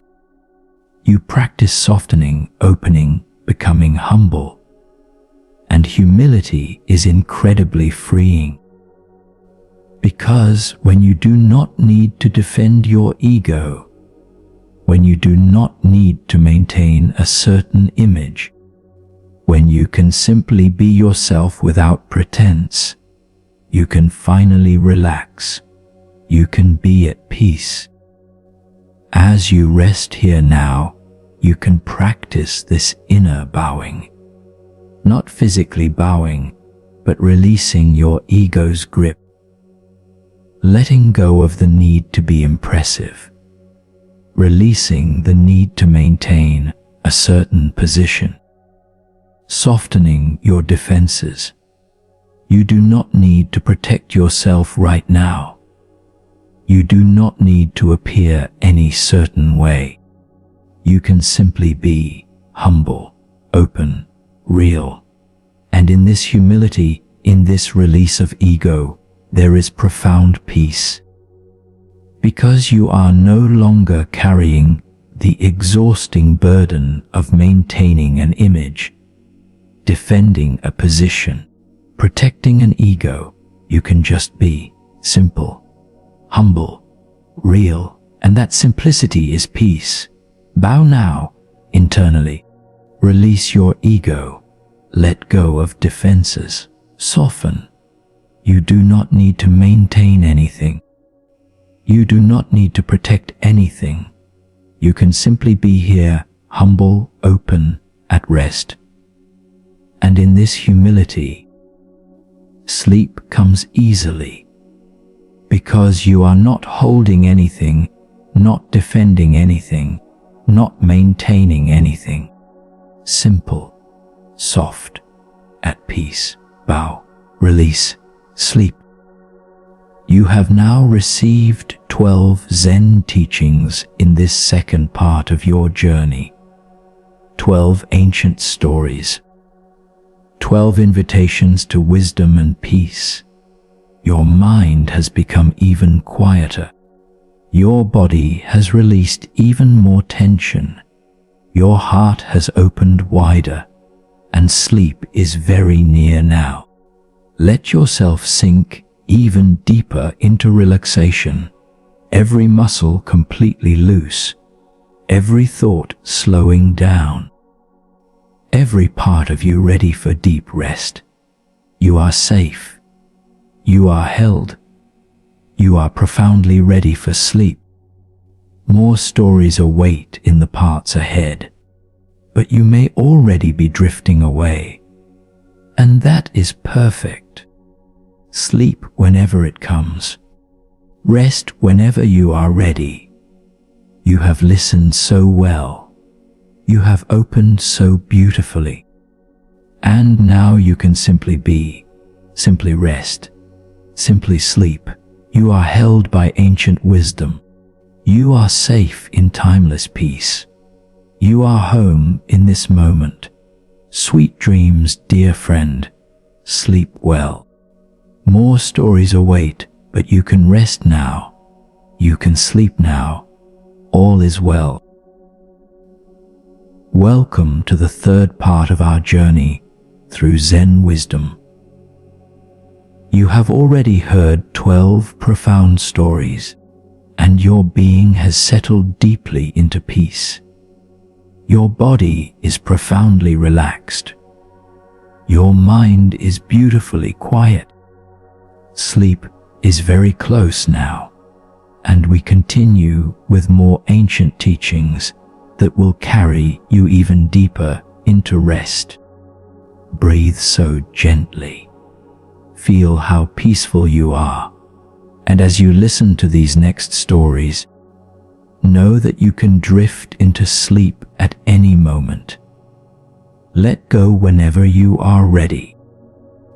A young monk was walking in the temple garden when he noticed a butterfly struggling to emerge from its chrysalis. The butterfly was pushing and straining, trying to force its way through the small opening. It seemed to be stuck, unable to break free. The monk felt compassion for the creature's struggle.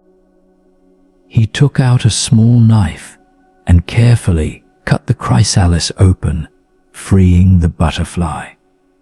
But something was wrong. The butterfly fell to the ground. Its wings were shriveled and weak. It could not fly. It crawled along the ground for a short while and then died. The monk was devastated.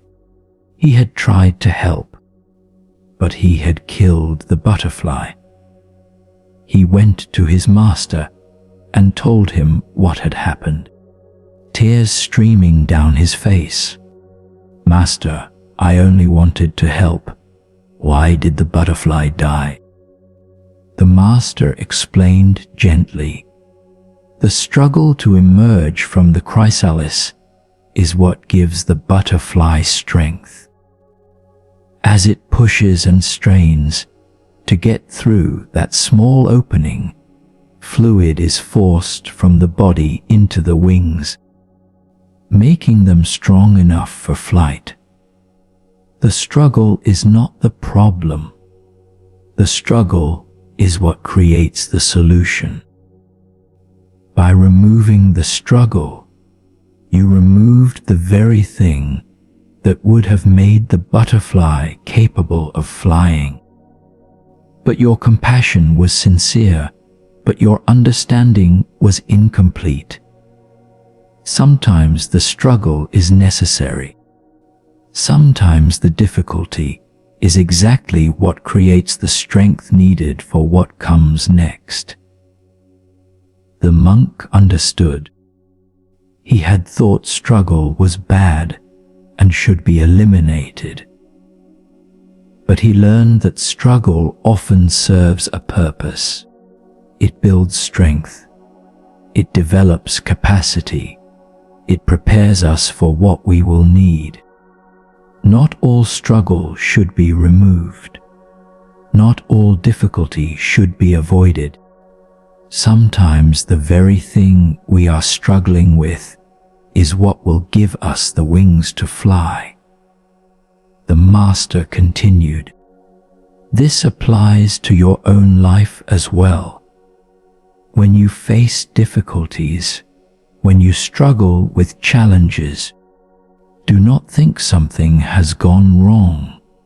Do not wish only for ease.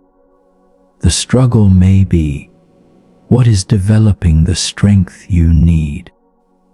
The difficulty may be what is preparing you for your own flight. Do not try to cut yourself free prematurely. Trust the process.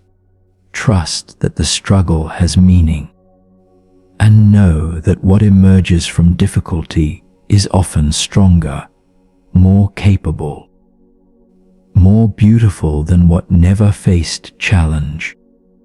This story teaches us to reconsider our relationship with difficulty and struggle. We live in a culture that tells us life should be easy, that struggle means something is wrong. that we should avoid all discomfort. And so we try to cut ourselves free from every difficulty, to eliminate every challenge, to make life smooth and easy. But in doing so, we may be removing the very experiences that would give us strength, that would develop our capacity, that would prepare us for the life we are meant to live. This does not mean we should seek out suffering or stay in situations that are genuinely harmful. But it means we can reconsider our automatic resistance to all difficulty. What if your struggles are not mistakes? What if your challenges are not signs that something has gone wrong? What if the very difficulties you face are what will give you the strength and wisdom you need? What if the struggle to emerge is what will give you wings? When we understand this, we can meet our difficulties differently. Not with resentment or victimhood, but with curiosity and trust. What is this difficulty teaching me? What strength is it developing? What capacity is it building? We can respect the struggle as part of the process, rather than seeing it as evidence that we are failing or that life is unfair. The butterfly's struggle was not a problem to be solved. It was the very mechanism by which wings became strong enough for flight. As you rest here now, you can reflect on the struggles you have faced, the difficulties you have endured, the challenges you have met. These were not just obstacles. These were not just problems. These were the experiences that made you stronger, wiser, more capable. Your struggles have given you wings. Your difficulties have built your strength. You are not weak because you have struggled. You are strong because you have struggled. Honor your journey. Respect your process. Trust that even the hard parts served a purpose. And right now, if you are struggling to sleep, if rest feels difficult, consider that this too may be part of the process. Perhaps your body and mind are working something out. Perhaps there is a reason for the struggle that you do not yet understand. You do not need to cut yourself free prematurely. You can trust the process. You can allow the emergence to happen in its own time. And when sleep comes, when rest arrives, you will be ready. Your wings will be strong. Trust. Allow. Rest. The struggle itself is part of the journey. You are emerging. You are becoming. Trust the process. Sleep will come. Your wings are developing. Rest. A Zen master placed a large stone in the middle of the meditation hall. Students coming for morning meditation found the stone blocking the center of the room. Some students sat around it, annoyed by its presence. Others sat facing away from it, trying to ignore it. Others changed their usual seats to avoid it. Everyone was disturbed by the stone, but no one moved it. Days passed. The stone remained. Students continued to be bothered by it, complaining to each other about the obstacle in their meditation hall. Finally, one student arrived early, saw the stone, walked up to it, lifted it, and moved it to the side of the room. When other students arrived, they saw the space was now clear.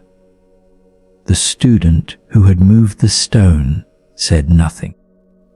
The master arrived and immediately noticed the stone had been moved. He called everyone together and asked, "Who moved the stone?" The student who had moved it raised his hand. The master asked, "Why did you move it?" The student replied simply, "It was in the way, so I moved it." The master smiled broadly. "This student has understood a fundamental teaching," he said. "A teaching that the rest of you missed." He turned to the others. "For days you all sat in meditation, disturbed by this stone. You complained about it. You were annoyed by it. You let it occupy your minds. But none of you simply picked it up and moved it. You treated it as an obstacle that you had to endure or work around. But it was just a stone. It could be moved. Problems are often like this. We sit with them. We complain about them. We let them disturb our peace. We work around them. But we do not take simple, direct action to address them. We make them into big obstacles in our minds when often they are just stones that can be moved. The master continued, "Meditation is not about learning to sit peacefully despite obstacles. It is about developing the clarity to see what can be changed and the willingness to change it. Some things cannot be moved. Those we must learn to be at peace with. But many things can be moved if we simply take action rather than just sitting and complaining." The student who moved the stone saw clearly, acted directly, and solved the problem. The rest of you created unnecessary suffering by treating a movable stone as an immovable obstacle. This is a teaching about both meditation and life. See clearly. Act directly. Do not create unnecessary obstacles in your mind. This story teaches us about the difference between obstacles that must be accepted and obstacles that can simply be removed through direct action. We often assume that problems are permanent, that difficulties are immovable, that we must learn to live with whatever disturbs us. And sometimes this is true. Some things cannot be changed and must be accepted, but often we create unnecessary suffering by treating changeable situations as unchangeable. We complain, we worry. We work around problems that could actually be directly addressed with simple action. The practice is to develop discernment. What can be changed? What cannot? When you face an obstacle, ask yourself, is this a stone I can move? Or is this something I must learn to be at peace with? If it can be moved, move it. Take action. Do not sit with unnecessary suffering. But if it cannot be moved, then practice acceptance. Do not waste energy fighting against what cannot be changed. This discernment, knowing what can be changed and what must be accepted, is the beginning of wisdom. Notice also that the student who moved the stone did not make a big deal about it. He did not announce his action or seek praise. He simply saw what needed to be done and did it. This is the practice of direct action without drama.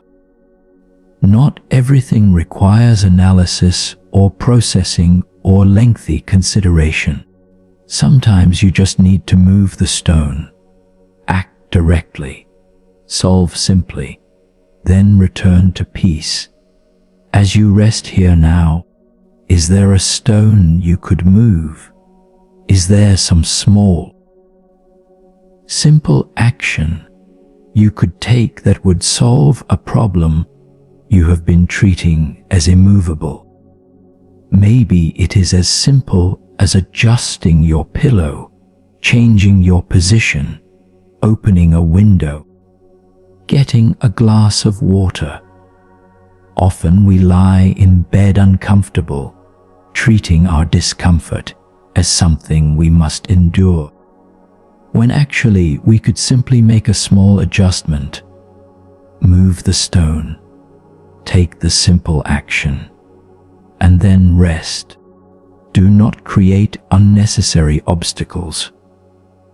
If something can be easily changed, change it. Then be at peace. And if there is nothing to change, if all is as it needs to be, then simply be at peace. Not all problems require action. Some require acceptance. Discern which is which. Move the stones that can be moved. Accept the stones that cannot. And in both cases, return to peace. Return to rest. You do not need to carry unnecessary suffering. Move what can be moved. Accept what cannot. And rest. Sleep. Peace. A young gardener was hired to maintain the Zen master's garden. He was eager to impress the master with his skills.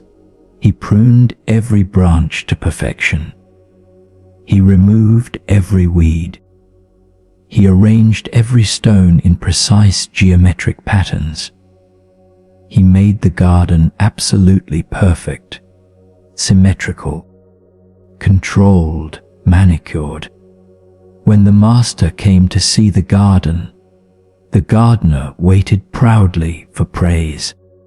The master walked through the garden slowly, looking at everything carefully. Then he said, "It is too controlled. There is no wildness. There is no surprise. There is no room for life to express itself. You have imposed your will on the garden completely. It looks like a painting, not like a living place." The gardener was confused. "But master, I thought you wanted perfection. I made everything ordered and beautiful." The master shook his head.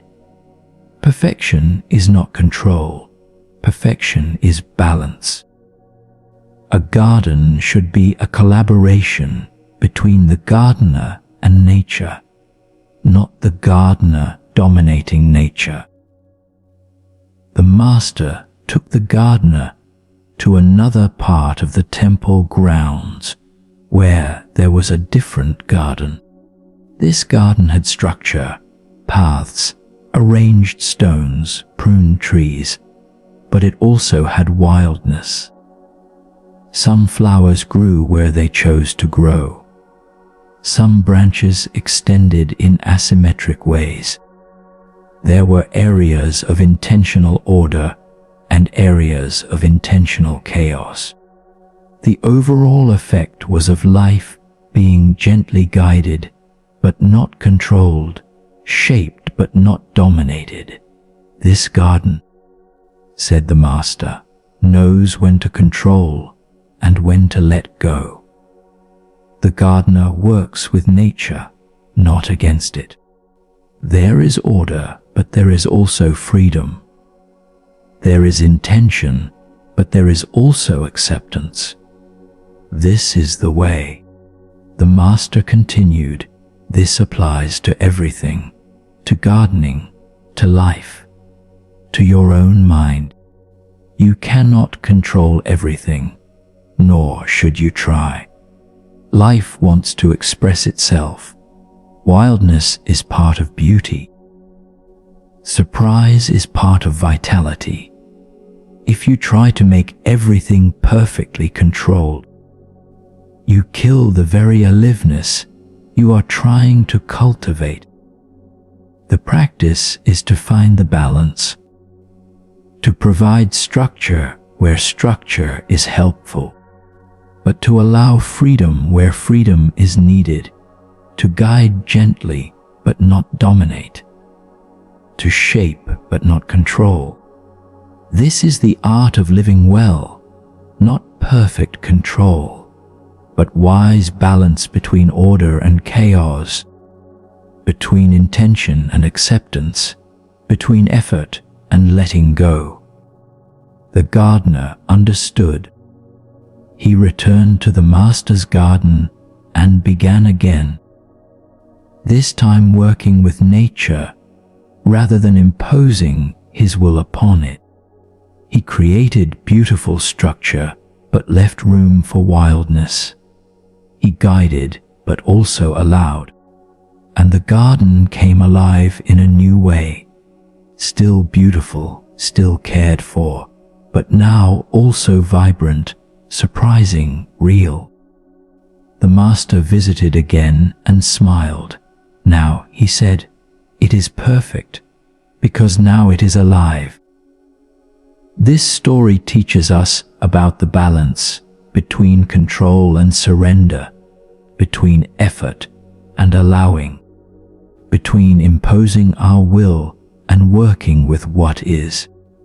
We often think that success means having everything under control, every detail managed, every outcome determined. But this approach kills spontaneity, eliminates surprise, removes the aliveness from life. Perfect control creates beautiful paintings, but not living gardens. It creates rigid systems, but not vital experiences. The practice is to learn when to guide and when to allow, when to shape and when to surrender, when to make effort and when to let go. Some things need structure. Some things need freedom. Some areas of life benefit from control. Other areas die under control and need to be allowed to grow wild. Wisdom is knowing the difference and providing the right kind of attention to each area. This applies to your relationship with your own mind and body. You cannot control your thoughts perfectly. You cannot force yourself to feel only pleasant emotions. You cannot make yourself fall asleep through sheer will. Some things must be allowed rather than controlled. You can create conditions that support sleep, lying down, being quiet, closing your eyes. But then you must let go and allow sleep to happen. You can guide yourself toward peace through breath, through relaxation, through listening to these stories. But then you must stop trying to control and allow peace to arise. The gardener's mistake was thinking he could create perfection through total control. But real perfection includes wildness, includes surprise, includes what cannot be predicted or controlled.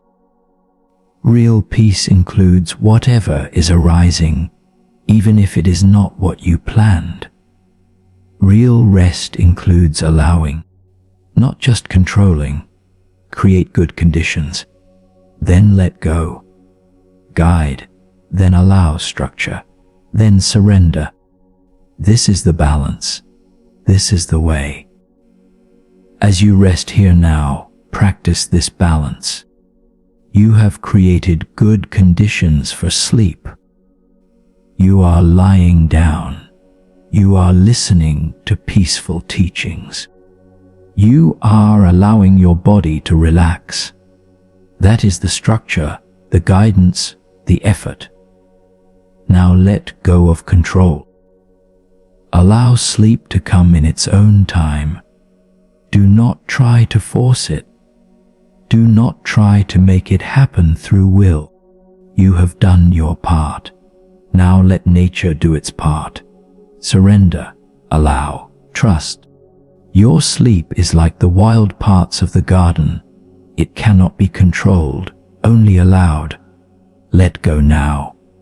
Allow, trust. Sleep will come, not through control, but through allowing. Rest, let go, allow, sleep. Two monks were journeying together through the countryside.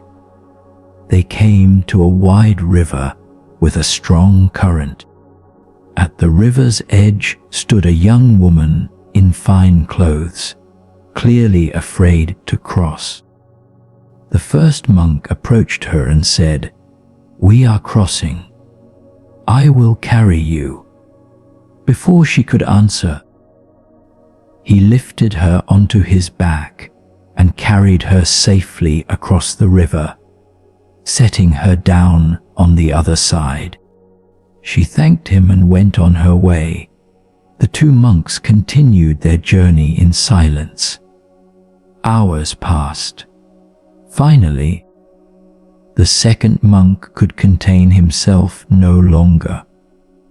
He turned to the first monk and said angrily, "How could you do that? We are monks. We have taken vows not to touch women. Yet you picked up that woman and carried her. How could you break your vows so casually?" The first monk looked at him calmly and replied, "I put that woman down on the other side of the river hours ago. Why are you still carrying her?" The second monk fell silent, stunned. He realized that he had been carrying the incident in his mind all day long, replaying it, judging it, building a story about it, making himself angry about it. His companion had done the action, completed it, and moved on. But he had been carrying it for hours, letting it disturb his peace, allowing it to occupy his mind, refusing to put it down. He had been carrying a burden that his companion never picked up. That night, the second monk sat in meditation and examined his mind.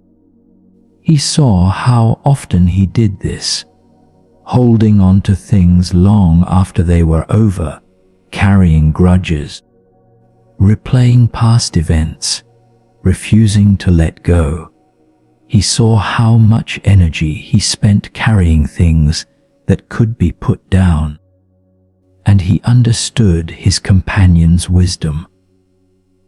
The first monk had acted from compassion in the moment, then released the moment completely. He had not carried it forward. He had not made a story about it. He had put it down and moved on. That was true practice, not the avoiding of action, but the complete release after action, not the perfect following of rules, but the perfect freedom from attachment to events, whether breaking rules or following them. The second monk bowed to his companion and said, "Forgive me. I have been the one breaking my vows today, the vow to be present, the vow to let go, the vow to not carry unnecessary burdens. Teach me how to put things down as you do." This story, which appears in our earlier collection in a different version, returns here with emphasis on forgiveness and letting go. The teaching is about the weight we carry when we refuse to forgive, not just others, but ourselves, events, reality itself, for not being what we wish it were. Forgiveness is not about condoning wrong action. It is about putting down the weight. It is about stopping the carrying of something that is already over. The second monk's burden was entirely self-created. The event was finished. The woman was long gone. But he kept it alive in his mind, replaying it, judging it, making himself angry about it. This is what unforgiveness does. It keeps the past alive in the present. It forces you to carry what is already over. It prevents you from being here now because you are still there then. And this carrying is exhausting. It disturbs your peace. It occupies your mind. It weighs you down. Forgiveness is the practice of putting down what is over. It is not about deciding that harmful actions were actually okay. It is about releasing your grip on past events so they stop disturbing your present peace. You cannot change what happened, but you can stop carrying it. You can put it down, and in putting it down, you become free. Not because the past changes, but because you stop letting the past determine your present state. As you rest here preparing for sleep, what are you still carrying? What past event? What old hurt? What moment you cannot change are you replaying in your mind? What are you refusing to put down? Tonight can be the night you put it down. Not because you have decided it was okay or acceptable, but because you are tired of carrying it. Because you recognize that carrying it serves no purpose except to disturb your peace. Put it down. The event is over. The moment has passed. You can release your grip. You can stop carrying it.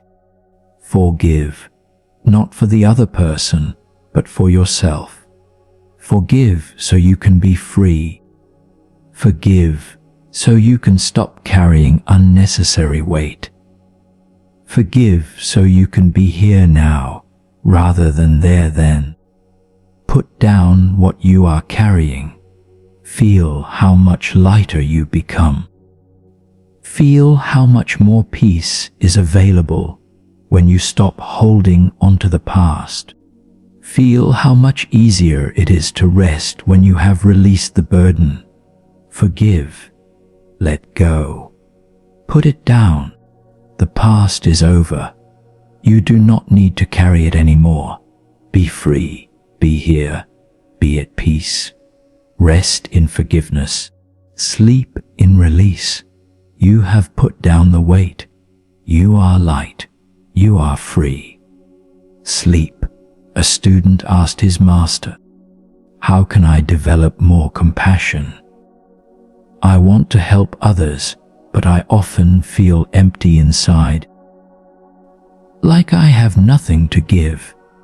How can I give to others when I feel I have so little myself?" The master did not answer with words. He simply lit a candle. Then he used that candle to light another candle, and another, and another. Soon the room was filled with the light of many candles. The master turned to the student and asked, Did the first candle lose any of its light by lighting the other candles? The student looked at the first candle. No, master. It burns just as brightly, perhaps even more brightly now that it is surrounded by other flames. The master nodded. This is the nature of compassion. When you give it, you do not lose it. When you light another person's light, your own light does not diminish. In fact, you may find your light burns even brighter when surrounded by the lights you have helped kindle. Compassion is not a limited resource that you must hoard. It is a flame that spreads without diminishing the source. The master continued, you think you must be full before you can give, but often the opposite is true. You become full by giving. You discover your light by sharing it. You find you have more than you thought when you stop holding on to what you have and start offering it. The emptiness you feel may be the result of holding back, not the result of having nothing to give. Try lighting another's candle and see what happens to your own flame. The student decided to practice this.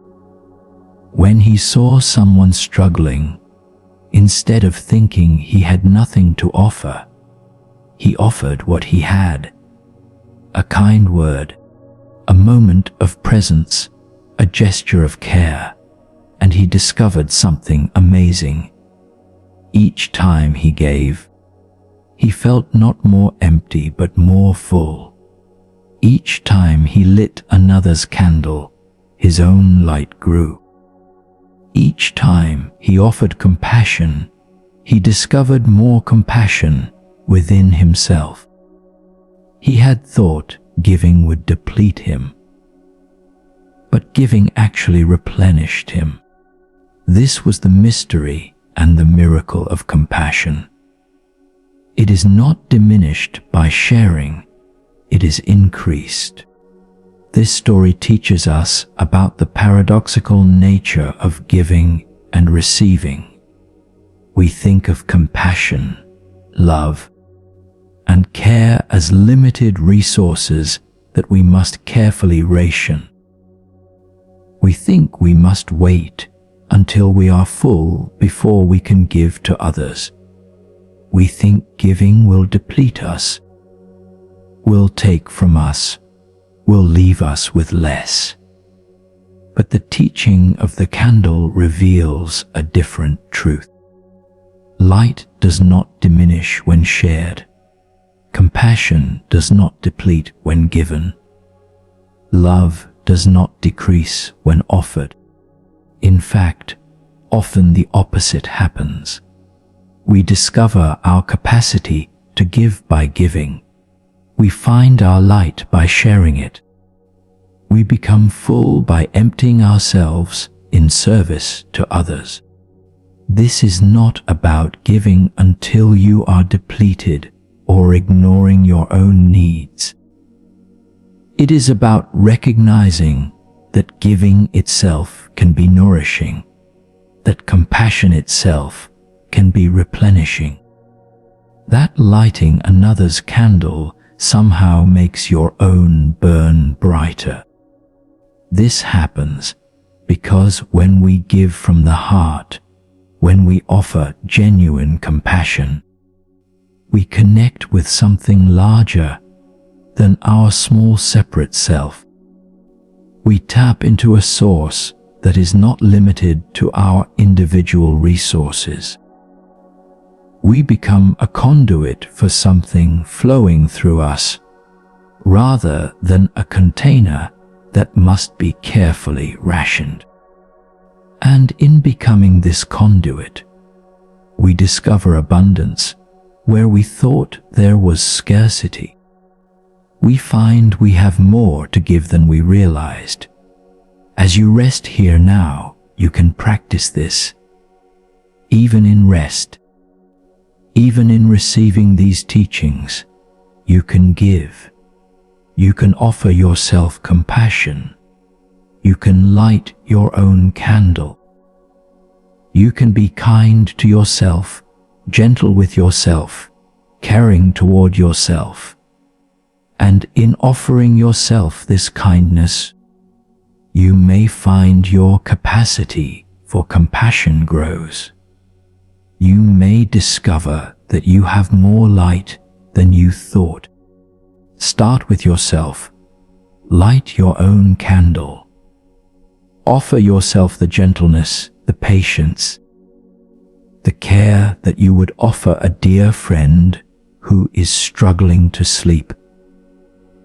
Be compassionate with yourself and notice how this compassion does not deplete you, but actually fills you. Notice how being kind to yourself makes you feel more peaceful, more at ease, more able to rest. Light your own candle now. Offer yourself compassion. Be gentle with your struggles. Be patient with your process. Be kind to yourself in this moment. You are doing your best. You are here. You are trying. That is enough. You are enough. And as you offer yourself this compassion, feel how your light grows. Feel how kindness toward yourself creates more peace, not less. Feel how compassion leads naturally to rest. You are your own candle. Light yourself. Be kind. Be gentle. Be compassionate. And in this compassion, sleep comes easily. Because you are no longer at war with yourself. You are at peace with yourself. Your light burns bright. Rest in this light. Sleep in this compassion. You are held by your own kindness.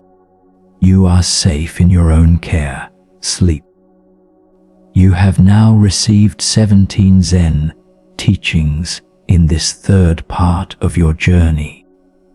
Ancient wisdom that has settled your mind, relaxed your body, opened your heart. Sleep is so very close now. Perhaps you are already drifting in and out.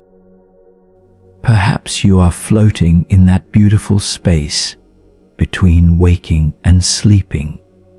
And that is perfect. Be wherever you are. Rest however you are resting. Let your body be completely heavy now. So relaxed that you could not move if you tried. Let your mind be beautifully quiet. Thoughts so slow, so soft, so far apart. Let your heart be open and at peace. You have heard so many teachings tonight. They have done their work. You can simply rest now in what has been offered.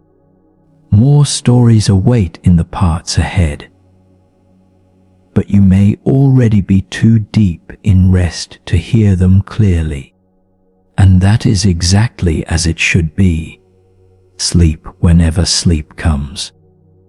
These teachings will continue to work on you at deep levels even as you sleep. They will integrate and transform you in ways beyond conscious understanding. You are held by this ancient wisdom. You are safe in this timeless peace. Breathe so gently now. You are ready.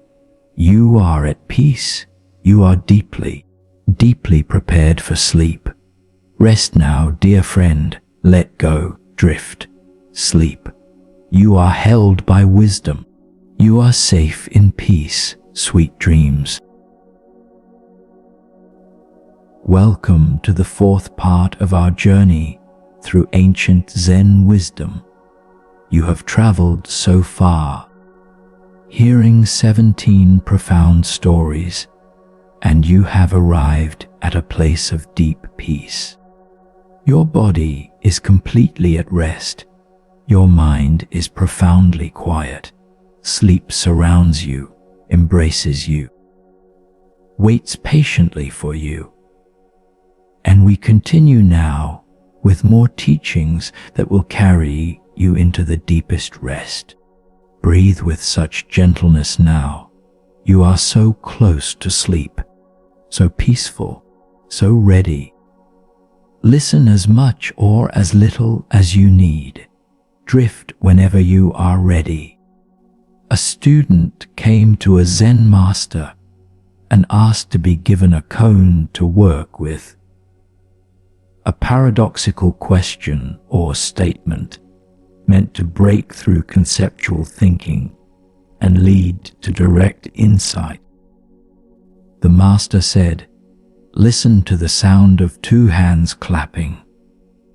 The master clapped his hands together, making a sharp sound. "Now," said the master, "go and find the sound of 1 hand clapping. Come back when you have heard it." The student went away to meditate on this cone. He tried everything. He clapped 1 hand against his leg. He clapped 1 hand in the air. He waved 1 hand back and forth, trying to create sound. He thought about it philosophically. What could it mean? 1 hand cannot clap. 1 hand makes no sound. Is the master asking for silence? Is that the sound, silence? Days turned into weeks, weeks into months. The student kept returning to the master with various answers. "The sound of 1 hand is silence." "No," said the master. "The sound of 1 hand is the wind." "No." "The sound of 1 hand is my heartbeat." "No." "The sound of 1 hand is everything and nothing." "No." Each time, the master would say, "That is just thinking. That is just your idea about the sound. I want you to hear the actual sound of 1 hand. Keep looking." The student became frustrated, desperate. He had tried everything. He had thought of every possible answer. Nothing satisfied the master. One night, in complete exhaustion and frustration, he gave up. He stopped trying to figure it out. He stopped trying to find an answer. He just sat in meditation, empty, defeated, done. And in that emptiness, in that complete letting go of trying, something shifted. He did not hear a sound. He did not find an answer, but he understood, not with his thinking mind, but with his whole being. He understood that the cone was not asking for an answer. It was asking for a transformation. It was using the impossible question to exhaust his conceptual mind, to bring him to the end of thinking, to open a door beyond logic. The next morning, he went to the master. Before the master could ask, the student simply raised 1 hand and looked at the master in silence. The master smiled and rang a bell. "Good," he said. "You have heard it." The student had not found an answer. He had gone beyond the need for answers. He had moved from trying to solve the cone to being the cone, from thinking about it to experiencing it directly. And in that direct experience beyond thought, the sound of 1 hand was perfectly clear, not as a sound or as an idea, but as a lived reality that could not be put into words. This famous Zen koan teaches us about the limitation of conceptual thinking and the possibility of direct insight beyond thought. The student could not solve the koan through thinking because the koan is designed to be unsolvable by thinking. Its purpose is not to be answered, but to exhaust the answering mind, to bring the student to the end of conceptual understanding, to create an opening for a different kind of knowing, direct, immediate, beyond words. This applies to many of life's deepest questions. What is the meaning of life? What is my true nature? What is reality? These questions cannot be answered by thinking. You can think about them forever and never arrive at satisfactory answers. But you can live them. You can be them. You can move beyond the question into direct experience. And in that direct experience, the question dissolves, not because you found an answer, but because you moved beyond the level of question and answer into a different way of being. This is also true for sleep. You cannot think your way to sleep. You cannot solve sleep like a problem. The more you try to figure out how to sleep, the more you engage your thinking mind, the further from sleep you get. Sleep comes not through solving, but through letting go of solving. Not through figuring out, but through releasing the need to figure out. Not through answering, but through moving beyond the question into direct experience of rest. As you lie here now, notice if you are trying to solve sleep, trying to figure it out, trying to answer the question, how do I fall asleep? This is like trying to find the sound of one hand through thinking. It cannot be done. Instead, let go of the question. Stop trying to solve. Stop trying to figure out. Move beyond thinking into direct experience. What is it like to simply lie here? What is the direct experience of breathing, of being at rest, of allowing? Do not think about it. Experience it. Be it. And in that shift from thinking to being, sleep becomes possible. Because you have stopped engaging the mind that prevents sleep and open to the experience that allows sleep. Let go of all questions now. Stop trying to figure anything out. Stop trying to solve. Just be here. Just breathe. Just rest. The sound of one hand is not a puzzle to solve. It is an invitation to go beyond puzzles into direct experiencing. Sleep is not a problem to solve. It is an experience to allow. Stop solving, start being. Stop thinking, start resting. The answer is not in your head. The answer is in letting go of your head. Rest now. Be now. Sleep now. Beyond thought, beyond questions, just being, just resting, just sleeping, peace. A successful businessman came to visit a Zen monastery. He was wealthy, accomplished, proud of all he had achieved. He met with the abbot and immediately began talking about his success, his company, his wealth, his achievements, his importance. The abbot listened patiently saying nothing. When the businessman finally paused, the abbot asked, "What do you truly value? What is most important to you?"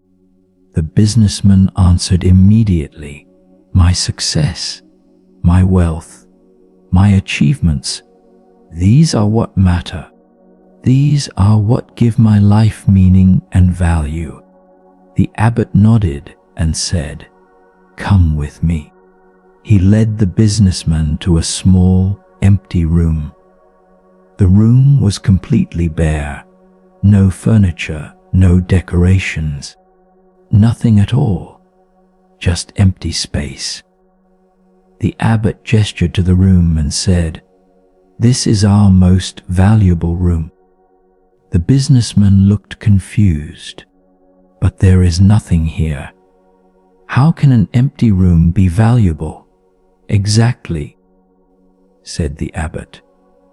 "Because there is nothing here, everything is possible here. We can use this room for meditation, for teaching, for tea ceremony, for sleeping, for gatherings, for solitude.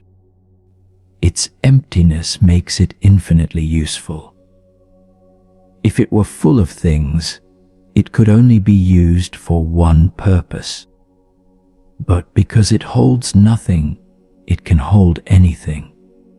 The abbot continued, "This is true of life as well. If you are completely full of yourself, full of your achievements, your importance, your identity, there is no room for anything new, no room for growth, no room for change, no room for deeper truth. But if you can be empty, if you can let go of your attachment to all the things you have accumulated, all the ideas about who you are, all the importance you place on your achievements, then you become like this room. You become infinitely useful. You become open to possibility. You become truly valuable." The businessman sat with this teaching. Everything he had thought valuable, his possessions, his achievements, his status, the abbot was suggesting were actually limitations, walls that prevented deeper value from emerging, and the emptiness he had always feared, having nothing, being nothing. The abbot was suggesting this was actually the source of true value, true freedom, true usefulness. Over the days he spent at the monastery, the businessman began to understand. He began to practice emptiness, sitting in meditation, letting go of his thoughts, releasing his attachment to his identity and achievements. And he discovered something surprising. The more empty he became, the more peaceful he felt. The more he let go of his importance, the more free he became. The more he released his attachments, the more valuable life seemed. He had thought fullness was the goal, but emptiness was the true treasure, because only in emptiness could he truly be present, truly open, truly alive. This story teaches us about the value of emptiness, spaciousness, openness. We live in a culture obsessed with accumulation, accumulating possessions, achievements, knowledge, experiences, status. We think value comes from being full, from having much, from accumulating more. But the Buddhist teaching points to the opposite. True value comes from emptiness. True freedom comes from letting go. True usefulness comes from being open rather than full. think about a cup. If a cup is full, you cannot pour anything into it. It cannot receive. It cannot be used. But an empty cup can receive tea, water, wine, soup, anything. Its emptiness is what makes it useful. Similarly, if your mind is completely full of ideas, opinions, beliefs, there is no room for new understanding. If your heart is full of old hurts, old stories, old attachments, there is no room for new love. If your life is completely full of activities and possessions, there is no room for presence, for rest, for being. The practice is to create space, to cultivate emptiness, to let go of what fills you unnecessarily. This does not mean having nothing or doing nothing. It means not being so full that there is no room for anything new, no space for life to move, no openness for possibility. Empty the cup regularly. Let go of attachments. Release old ideas. Clear away unnecessary clutter, mental, emotional, physical, and in that emptiness, discover freedom, peace, usefulness. As you rest here now, practice emptiness. Empty your mind of thoughts. Each thought arises. Acknowledge it and let it go. Empty, empty, empty. Empty your body of tension. Each area of holding, notice it and release it. Empty, empty, empty. Empty your heart of concerns. Each worry, each fear, each preoccupation, notice it and let it go. Empty, empty, empty. Become like the empty room, holding nothing, open to everything. And in this emptiness, you will find what the businessman found: peace, freedom, rest. Sleep comes easily to an empty mind. Rest comes naturally to an empty body. Peace is the natural state of emptiness. Empty now, let go, release. Become nothing. And in becoming nothing, become everything. Empty, open, at peace, sleep. A student noticed that his Zen master, despite being an important teacher, wore the same simple shoes every day. They were old, worn, patched in several places. The student thought the master deserved better shoes. So he saved his money and bought the master an expensive pair of beautiful new shoes. He presented them to the master as a gift, expecting the master to be pleased. The master accepted the gift with a bow and thanked the student. But the next day, the master was still wearing his old shoes. The student was confused and a bit hurt. The day after, still the old shoes. Finally, after a week, the student asked, "Master, I gave you new shoes. Why do you not wear them?" The master smiled. "Your gift was generous and is appreciated. But these old shoes still work perfectly well. They keep my feet dry. They protect me from stones. They serve their purpose. Why would I replace them when they still function? The new shoes are beautiful, but I do not need beautiful. I need functional. These old shoes are functional."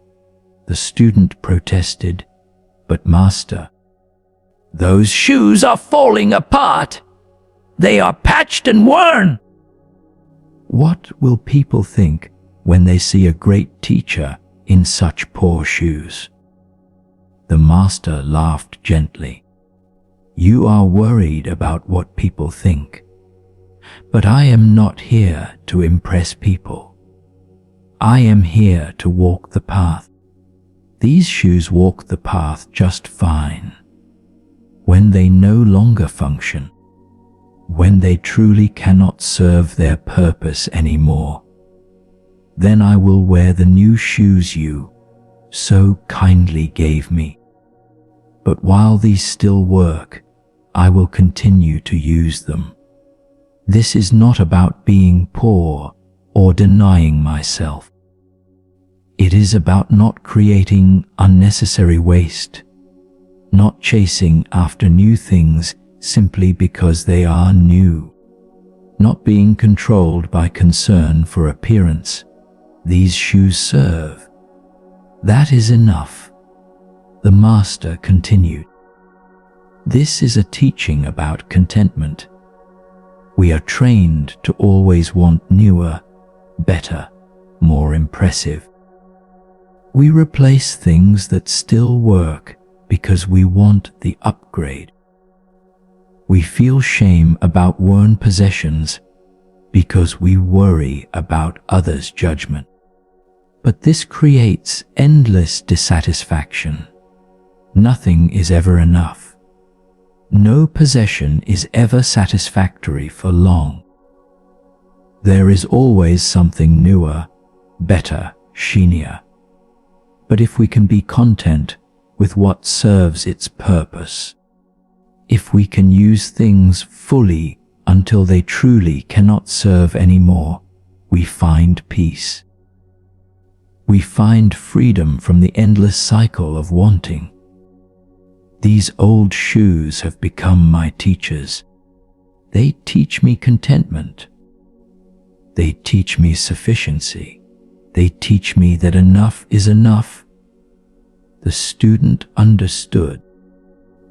He had been caught in the cycle of always wanting newer and better, never being satisfied with what he had.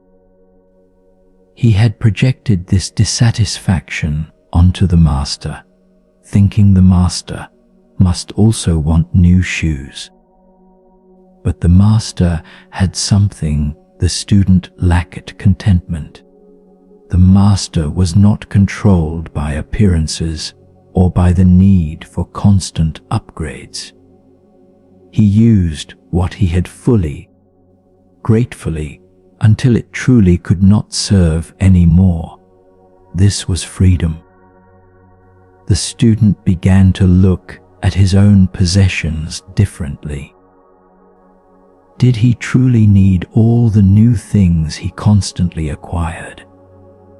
Or could he be content with what he had, using things fully, appreciating their service, not replacing them simply because something newer existed? This story teaches us about contentment and the trap of constant upgrading.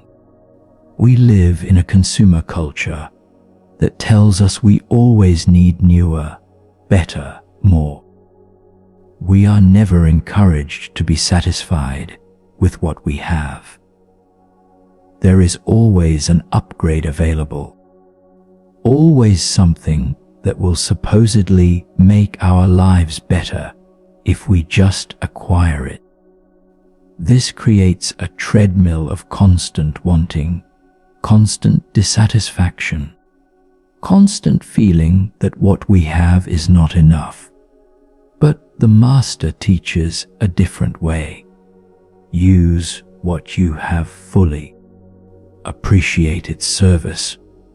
Do not replace it simply because something newer exists.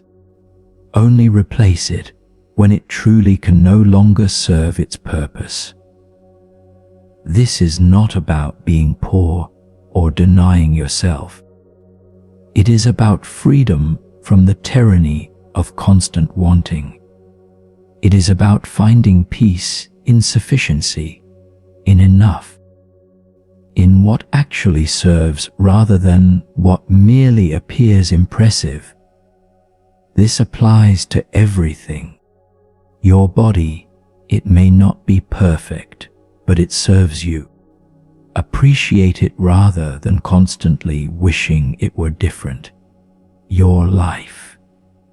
It may not match your ideal, but it has much that works. Notice what serves rather than only seeing what lacks. Your circumstances. They may not be what you dreamed of, but they are workable. Find contentment in what is rather than constant dissatisfaction with what is not. As you rest here now, practice contentment. This moment may not be perfect. You may not be sleeping yet. You may still have some restlessness, but this moment is workable. This moment serves the purpose of rest. You do not need it to be different to find peace. You can be content with what is. Your body is here. Your breath is flowing. You are safe. You are at rest. This is enough. You do not need to upgrade this moment.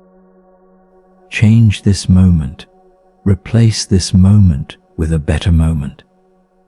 This moment, with all its imperfections, be content. Rest in sufficiency, sleep in enough. These old worn shoes of this imperfect moment still walk the path just fine. You do not need better. You need only to appreciate what is. Be content. Rest, sleep.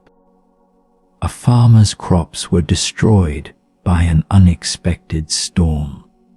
He lost everything he had worked for all season. His neighbor came to console him and said, "This is terrible luck! Such a disaster!"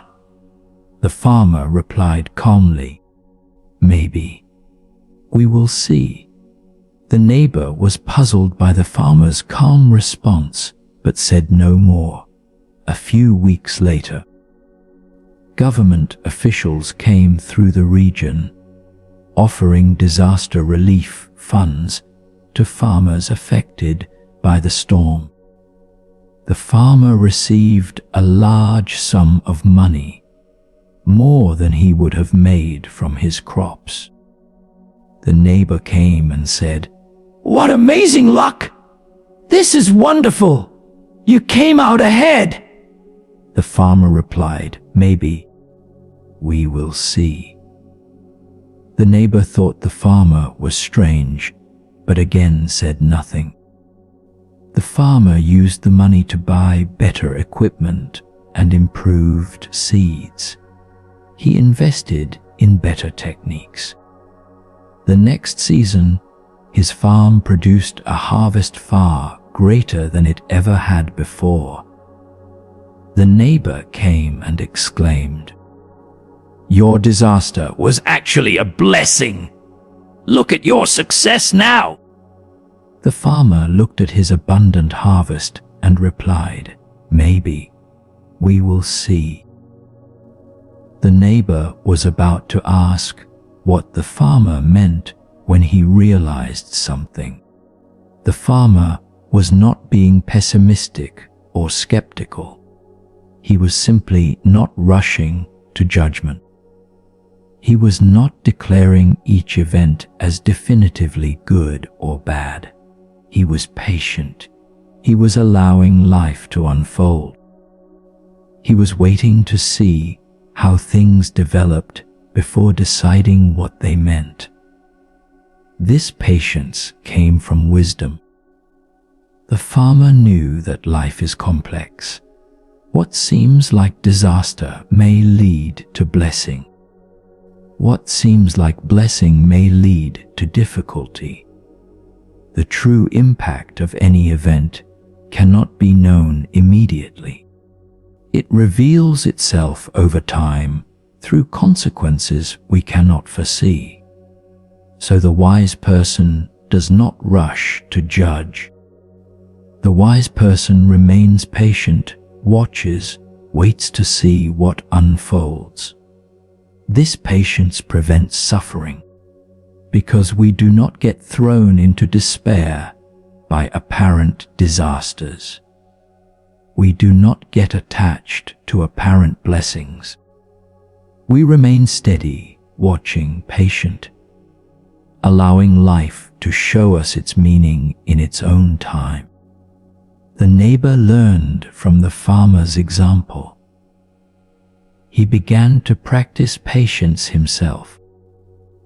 When something difficult happened, instead of immediately declaring it a catastrophe, he thought, "Maybe. We will see." This prevented him from drowning in negativity. When something wonderful happened, instead of immediately declaring it perfect, he thought, "Maybe. We will see." This prevented him from attaching too tightly and suffering when things changed. He learned to hold life more lightly, more patiently, with more trust in the unfolding process.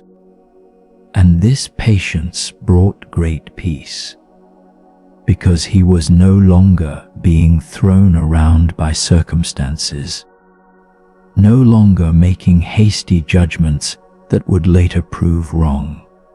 He was steady, patient, at peace with the mystery of how life unfolds. This story, similar to one told earlier about the farmer's horse, emphasizes patience as a key practice. We are so quick to judge everything that happens to us. Good, bad, disaster, blessing. But these judgments are often premature and sometimes simply wrong. We cannot know the ultimate impact of any event. What seems terrible may lead to something wonderful. What seems wonderful may lead to challenge.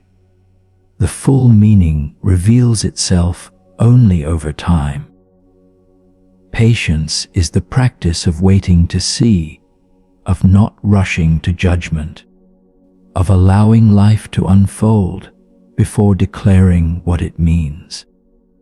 This does not mean being passive or not responding to situations. It means not adding unnecessary suffering through premature judgment. You can respond to difficulty without declaring it a catastrophe. You can enjoy good fortune without attaching to it as permanent. You can remain steady, responsive, but not thrown around by every change. This patience is particularly important for spiritual practice and for rest. You may practice meditation for weeks and see no results. Patience. We will see. You may lie down to sleep and not fall asleep immediately. Patience. We will see. You may work on a problem and not find a solution. Patience. We will see. The rushing to judge, to declare something not working, to give up too soon, prevents the natural unfolding of process. But patience allows things to develop in their own time. As you rest here now, practice patience. You may not be asleep yet. Maybe we will see. You may still have some restlessness. Maybe we will see.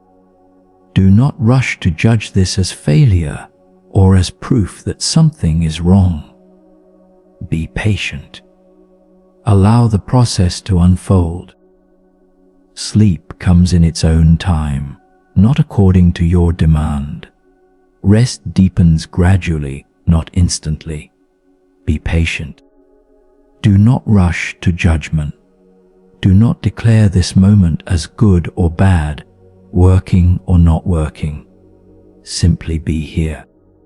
Simply allow. Patient, trusting, waiting. And in this patience, in this trust, Sleep will come when it comes. Rest will deepen when it deepens. All in its own time. Be patient. Trust. Wait. Rest. Sleep will come. Patience. Peace. Sleep. A student asked his master, "Why does the lotus flower grow in muddy water? Why is such a beautiful, pure flower found in such dirty circumstances? Why does purity emerge from impurity?" The master smiled and said, "This is precisely the teaching. The lotus does not grow in pure water. It needs the mud. The nutrients that feed the lotus come from the mud. Without the mud, without the decay, the darkness, the impurity, the lotus would not exist. Its beauty is possible because of the mud, not in spite of it. The mud is not the obstacle to the lotus. The mud is the condition that makes the lotus possible." The student began to understand, but the master continued, "This is true for you as well. You think your difficulties, your challenges, your imperfect circumstances are obstacles to your spiritual growth, obstacles to your peace, obstacles to your becoming who you are meant to be. But they are not obstacles. They are the mud. They are the very conditions that make your growth possible. Your struggles provide the nutrients for your development. Your challenges create the circumstances for your strength. Your imperfect life is exactly the place where your beauty can emerge. You do not need perfect circumstances to blossom. You need exactly the circumstances you have, mud and all." The master took the student to the monastery garden, where lotus flowers grew in a pond. "Look closely," he said. "The lotus roots are deep in the mud at the bottom of the pond. The stem rises through the murky water. Only the flower rises above the water into the air, into the light. But every part is necessary. The roots in mud provide stability and nutrients. The stem in water provides connection and transport. The flower in air provides beauty and seeds. Each part has its place. Each condition serves. Your struggles are the roots. Your efforts are the stem. Your moments of peace and clarity are the flower. All are necessary. All are part of the one plant. Do not reject the mud. Honor it. Understand that without it, there would be no lotus." The student looked at his life differently after this teaching. His difficult childhood, his struggles with doubt, his ongoing challenges. He had seen these as problems, as obstacles, as evidence that something was wrong with his life. But now he understood them as the mud. They were not preventing his growth. They were enabling it.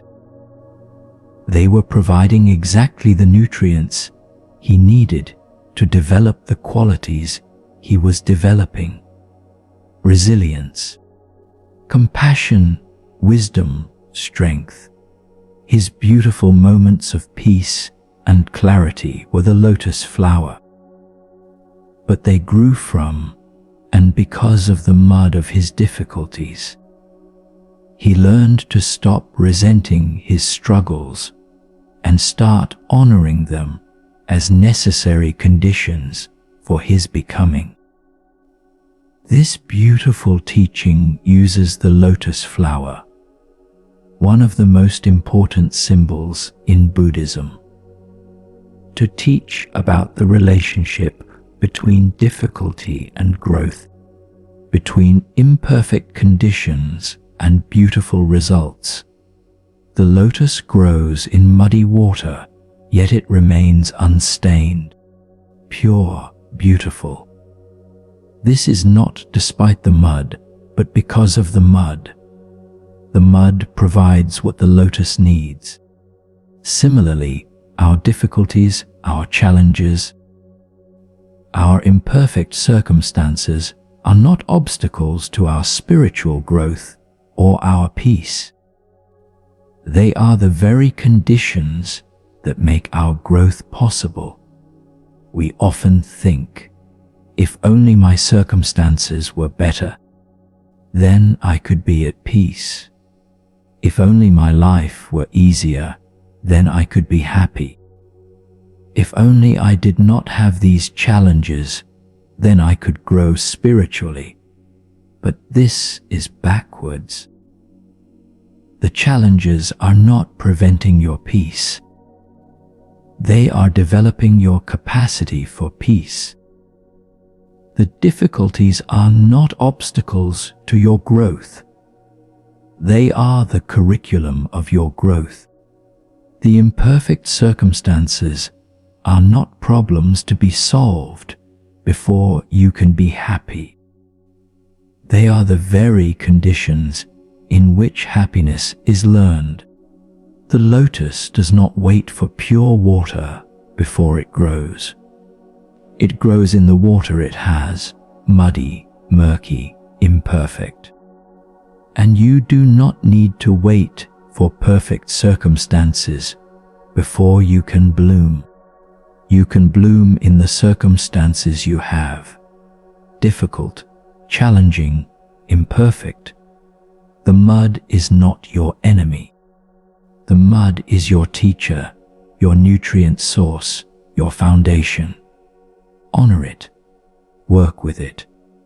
Let it feed your growth. As you rest here now, you can reconsider whatever difficulties you face. The trouble sleeping is not just a problem. It is the mud that is teaching you patience, surrender, trust. The restless mind is not just an obstacle. It is the condition that is teaching you to be at peace even when the mind is active.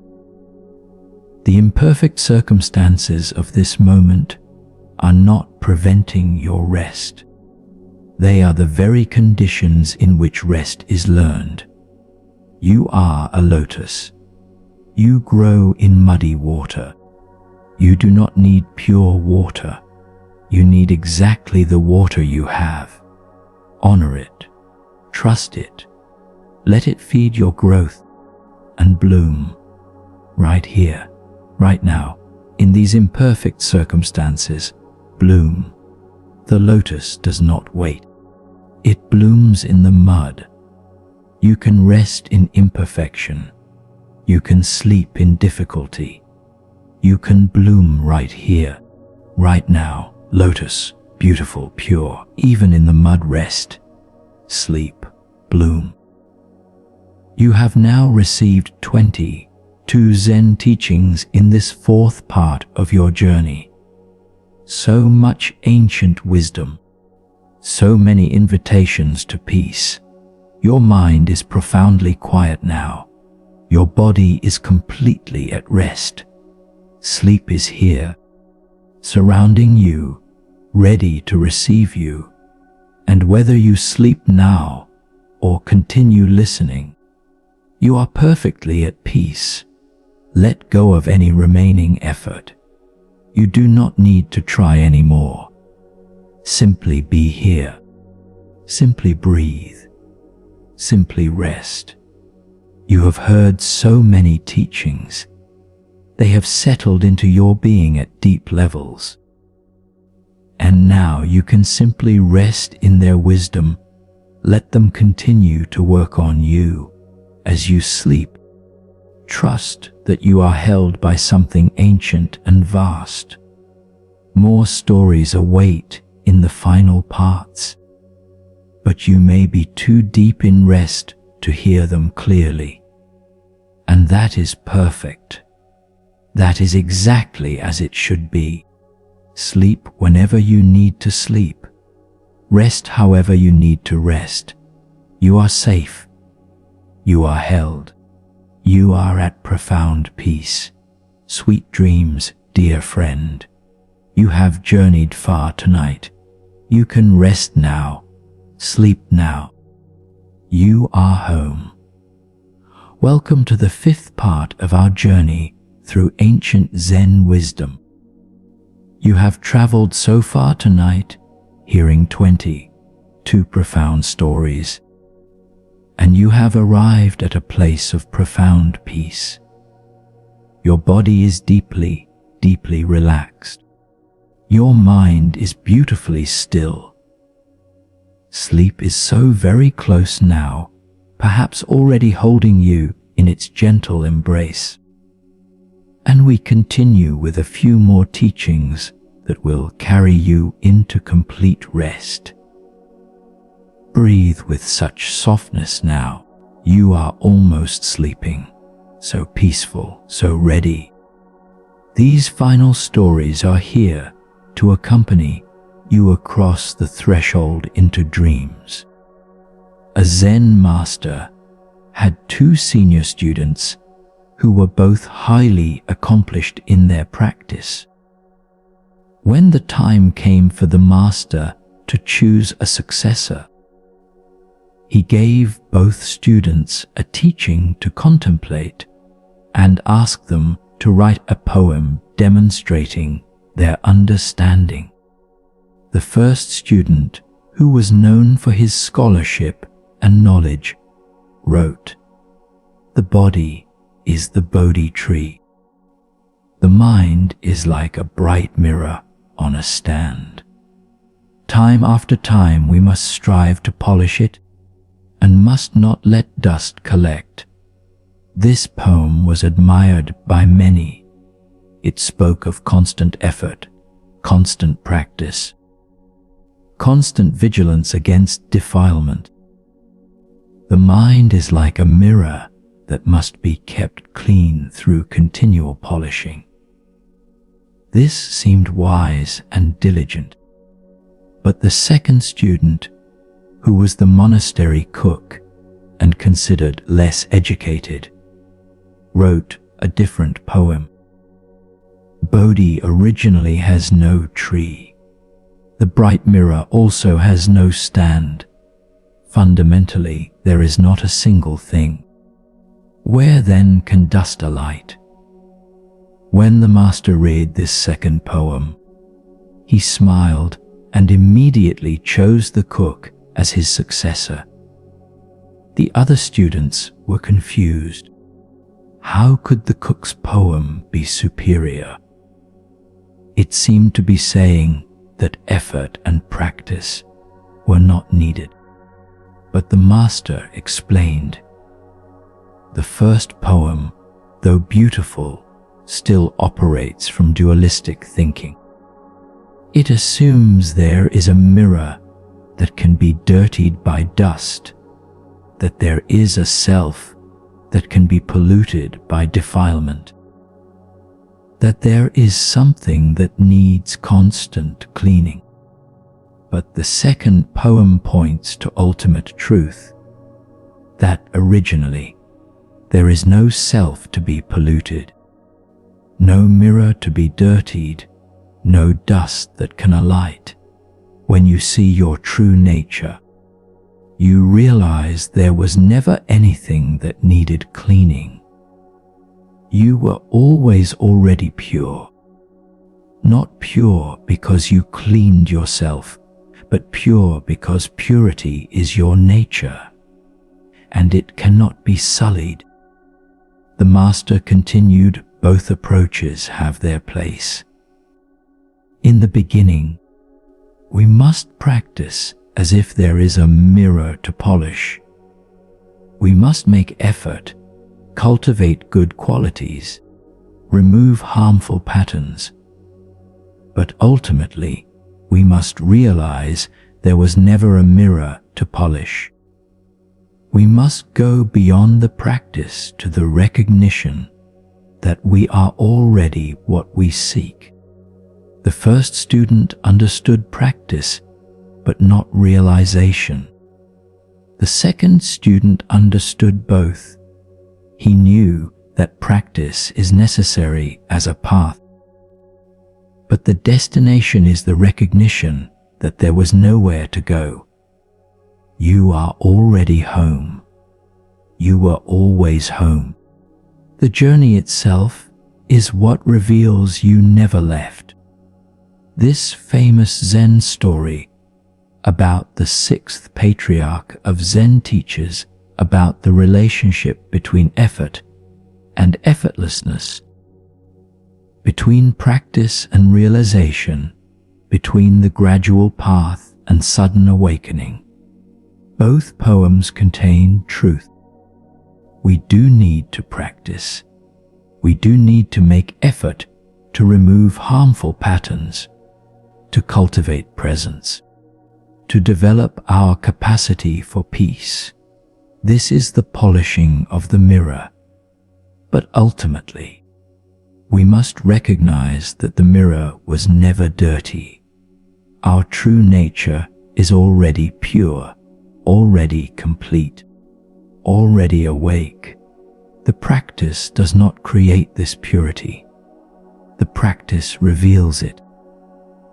This is important because we can get trapped in endless self-improvement, endlessly trying to fix ourselves, endlessly believing we are broken and need to be repaired. This creates exhaustion and never leads to peace because it is based on a false premise that you are fundamentally flawed. But the deeper teaching is that you are fundamentally whole. The practice is not about becoming whole. It is about recognizing the wholeness you already are, not because you earned it or achieved it or polished yourself enough, but because wholeness is your nature. This applies to rest and sleep as well. You can practice relaxation, practice letting go, practice techniques to support sleep. This is useful. This is the polishing of the mirror.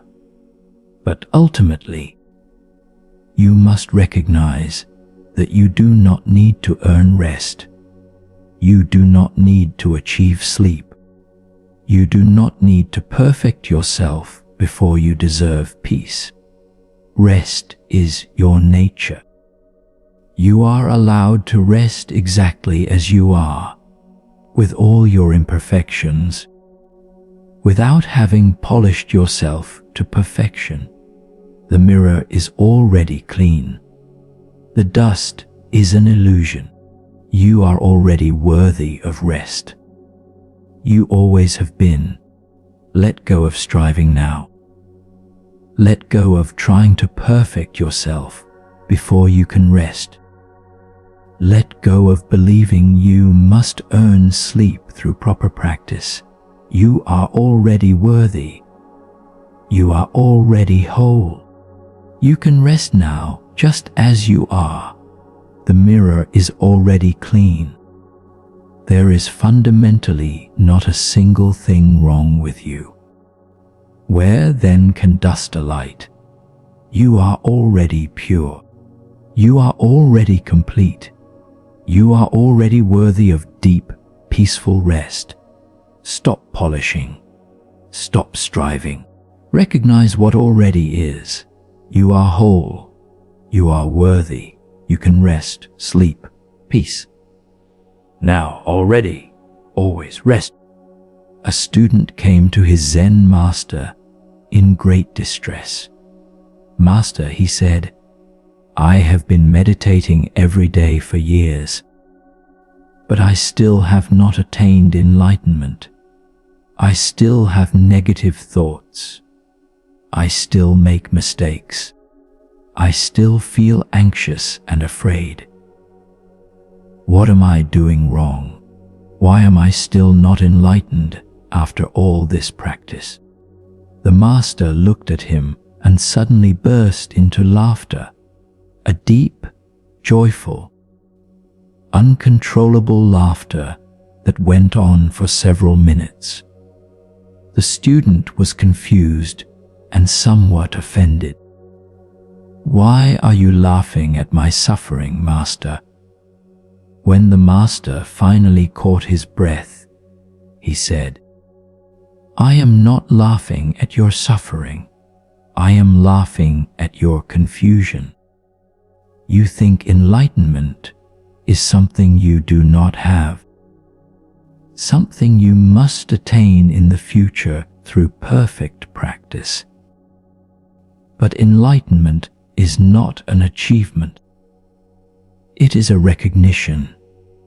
You are looking for something you already have. You are seeking what is seeking. The one who is frustrated about not being enlightened is the enlightened one, frustrated about not recognizing itself. This is like looking everywhere for your glasses while wearing them. It is like searching for the sun while standing in broad daylight. It is absurd. That is why I laugh."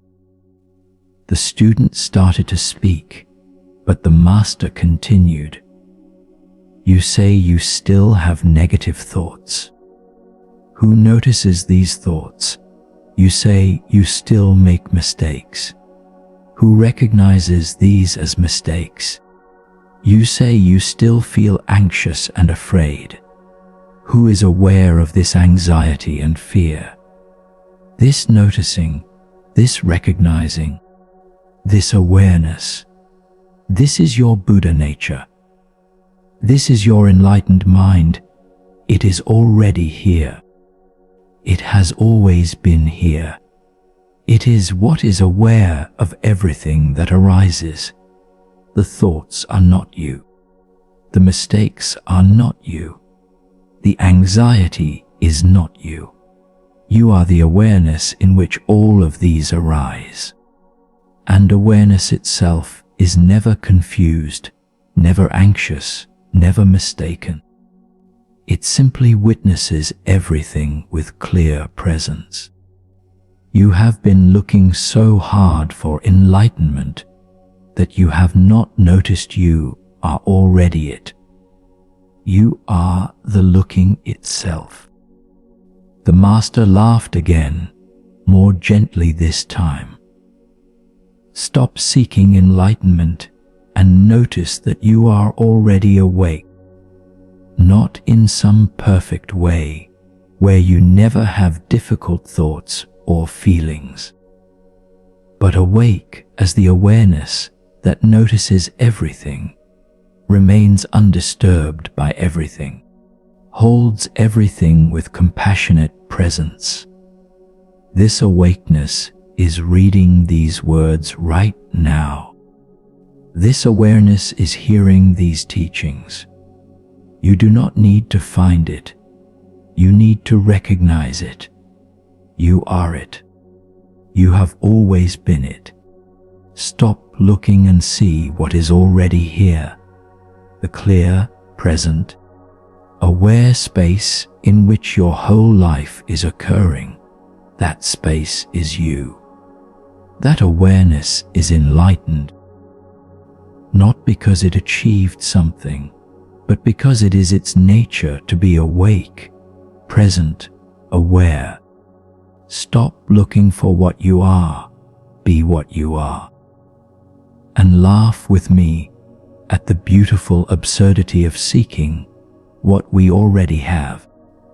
This story teaches about the radical shift from seeking to recognizing, from trying to become enlightened to realizing you already are the awareness that is enlightened.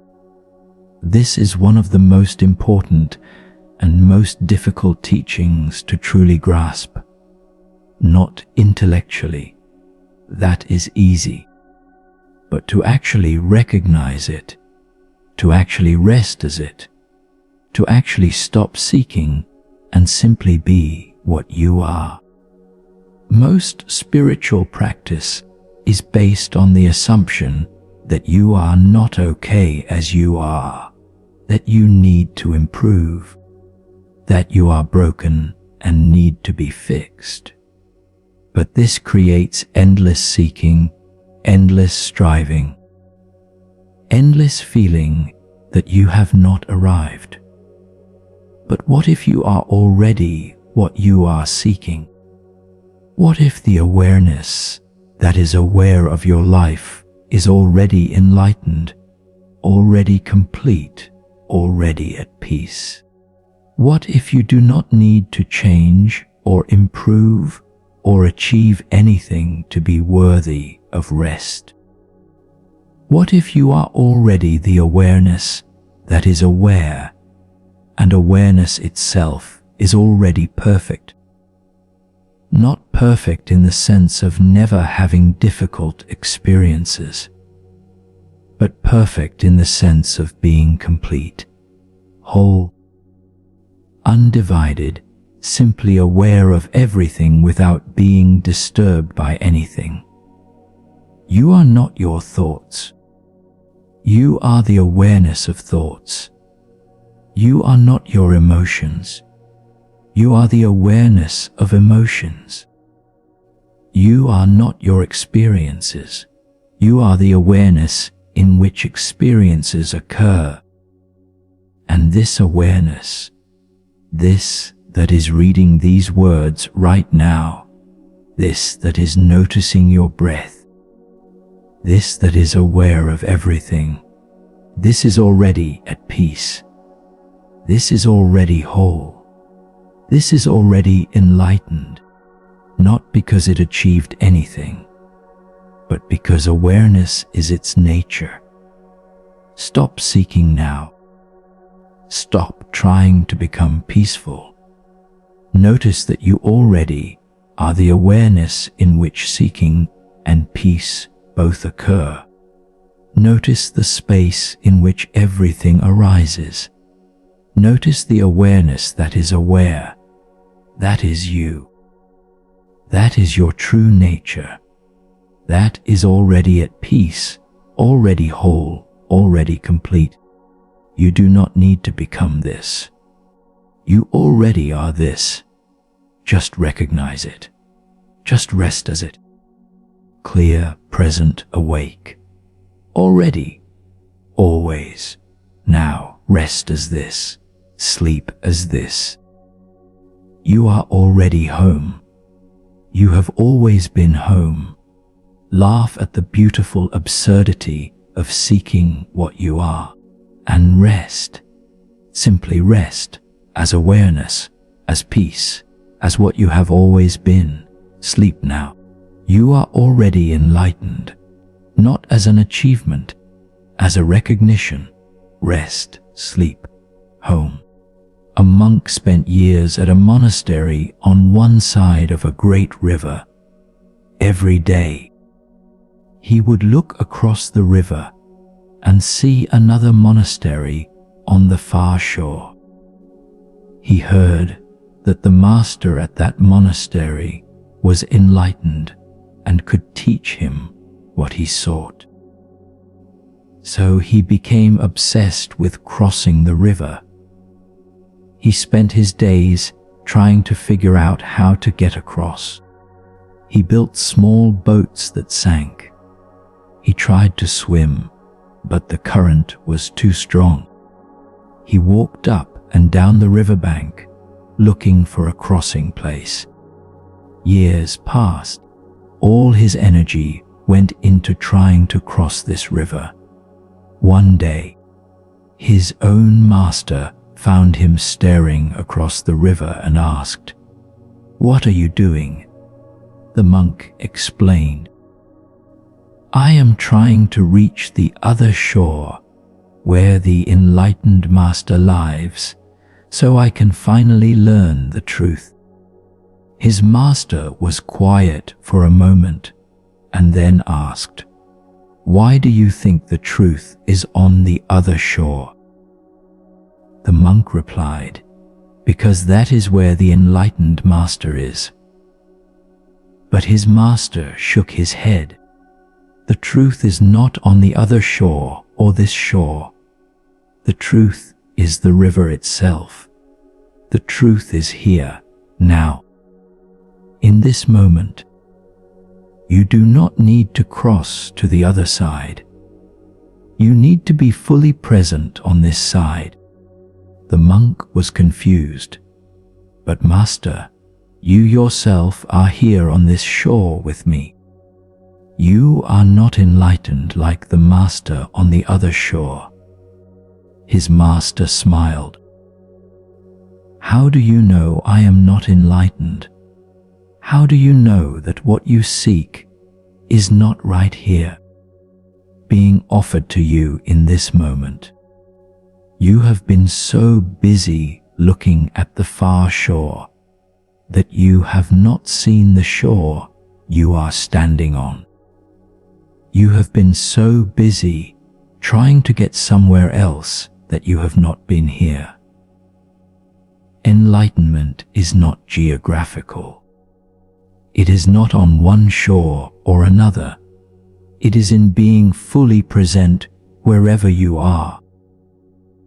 You could cross the river and still not find what you seek, because you would still be seeking, still not present, still believing truth is somewhere other than where you are." The monk finally understood. He had wasted years trying to get somewhere else, believing that truth was anywhere but here. But the truth was never in a location. The truth was in presence. He could be present right here, on this shore, with this master, in this moment. Or he could cross the river and still be absent, still seeking, still not present. The crossing was not what mattered. The presence was what mattered. From that day forward, he stopped trying to cross the river. He stopped looking at the far shore. He became fully present with where he was, and in that presence, he found what he had been seeking.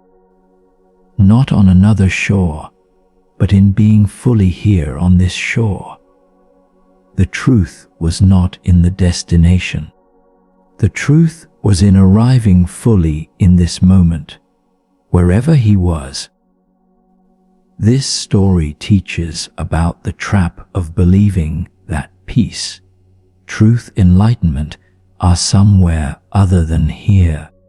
We think, when I get to that place, then I will be happy. When I achieve that goal, then I will be at peace. When I become that person, then I will be complete. And so we spend our lives trying to cross rivers, trying to get to other shores, believing that what we seek is anywhere but here. But the truth is not geographical. Peace is not in another location, another time, another set of circumstances. Peace is in being fully present with what is, exactly where you are. You could have perfect circumstances and still be miserable if you are not present. You could have imperfect circumstances and be at peace if you are fully here. The external conditions matter less than the internal presence. Presence is the key. Being fully here, being fully now, accepting what is, working with what is, not constantly trying to get somewhere else, not constantly believing that peace is in the future or in different circumstances, but recognizing that peace is available right here, right now, in this moment, exactly as it is. This applies to sleep. You may be lying here thinking, "I will be at peace when I fall asleep."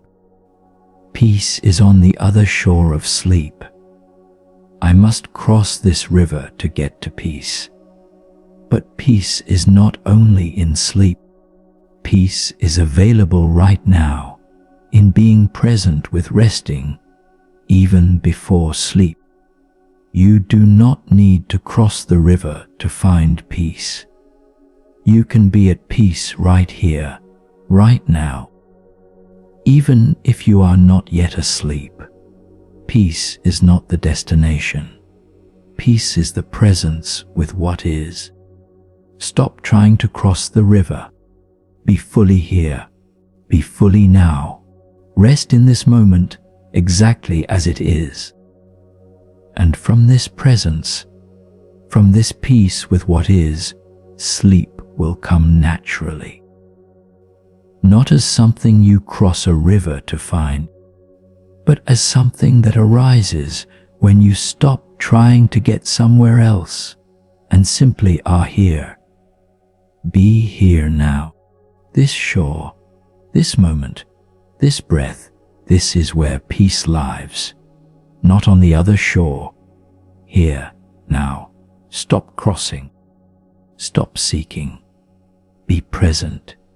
And in this presence, you find what you were seeking all along. You find peace. You find rest. You find home. Not somewhere else. Here. Always here. Only here. Be here. Rest here. Sleep here. This moment is enough. This shore is enough. You are enough. Be present. Rest. Sleep. You have arrived. You are home. Peace. A renowned Zen master was invited to give a lecture on enlightenment to a large gathering of students and scholars. Hundreds of people came from far away to hear his wisdom. They had heard he was enlightened and could explain the ultimate truth. They gathered in the great hall, waiting eagerly for his teaching. The master walked to the front of the room and stood on the platform. Everyone fell silent, ready to receive his words. The master looked out at the audience. He opened his mouth as if to speak. Then he closed it. He stood in silence. Minutes passed. The master remained standing silent still. More minutes passed. Still silence. People began to shift uncomfortably.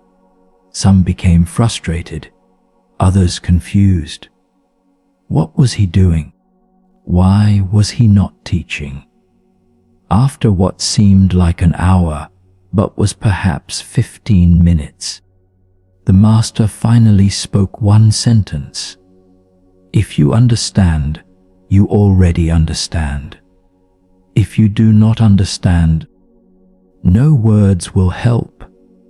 And then he bowed and walked out of the room. The audience erupted in confusion and frustration. Some felt cheated. They had traveled far to hear his teaching, and he had said almost nothing.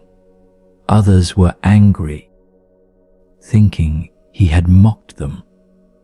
But a few students sat in the hall long after everyone else left, absorbing what had happened, and slowly understanding came. The master had not refused to teach. He had taught through silence. He had shown them that truth cannot be given through words, cannot be explained through concepts. It can only be directly experienced. And that experience is available in silence, in presence, in the space beyond words. One of these students later became the master's disciple. He said to the master, "That day when you stood in silence, that was the most profound teaching I ever received." The master asked, "What did you learn?" The student replied, "I learned that I have been looking for truth in words, in explanations, in teachings from others. But truth is not in words. Truth is in silence. Truth is in presence. Truth is in what is here when all the words stop. I learned that I already have access to truth directly, without needing someone to explain it to me. I just need to be silent. I just need to be present. I just need to stop seeking in words and rest in the wordless awareness that is always here." The master smiled. "Now you have truly received the teaching."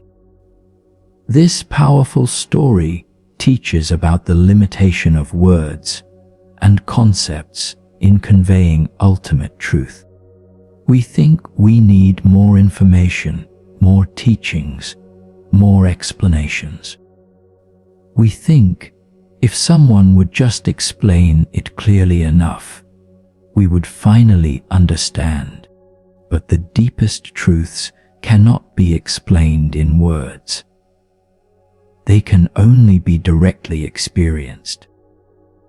And that direct experience happens not through accumulating more words, but through letting words fall away into silence, into presence, into direct awareness of what is. All these stories tonight have been pointing you toward something wordless. They have been using words to point beyond words. They have been using concepts to point beyond concepts. And now we are approaching the place where words become less necessary, where teachings become less needed, where you can simply rest in the wordless awareness that has been here all along. Listening to these words, but never contained by them. The master's silence was not a refusal to teach. It was the teaching itself. It was showing that what we seek is not in more words, not in better explanations, not in someone else's understanding. What we seek is in our own direct experience, when we stop seeking and simply be present. When words fall away, when thinking quiets, when we rest in the silence that is always here beneath all the noise. As you rest here now, you can practice this silence. You do not need more words. You do not need more teachings. You have heard enough stories, enough wisdom, enough guidance.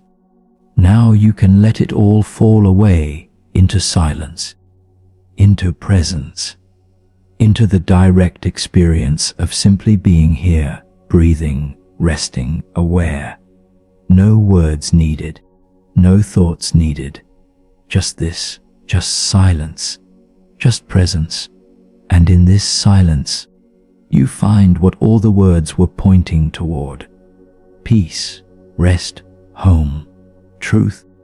Not as concepts to understand, but as direct experience to be lived. Be silent now. Let words fall away. Rest in presence.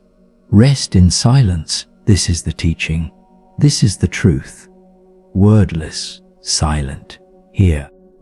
Sleep now in this silence. Rest in this wordless peace.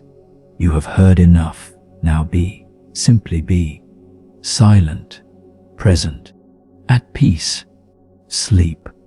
You have now journeyed through 26 Zen stories tonight. So many teachings, so much ancient wisdom, and now you have arrived at a place beyond teachings, beyond words, beyond stories. You have arrived at silence, at presence, at the wordless awareness that has been here all along, listening, witnessing, simply being. And in this silent presence, you can rest completely. You can let go completely. You can sleep deeply and peacefully. Let everything fall away now.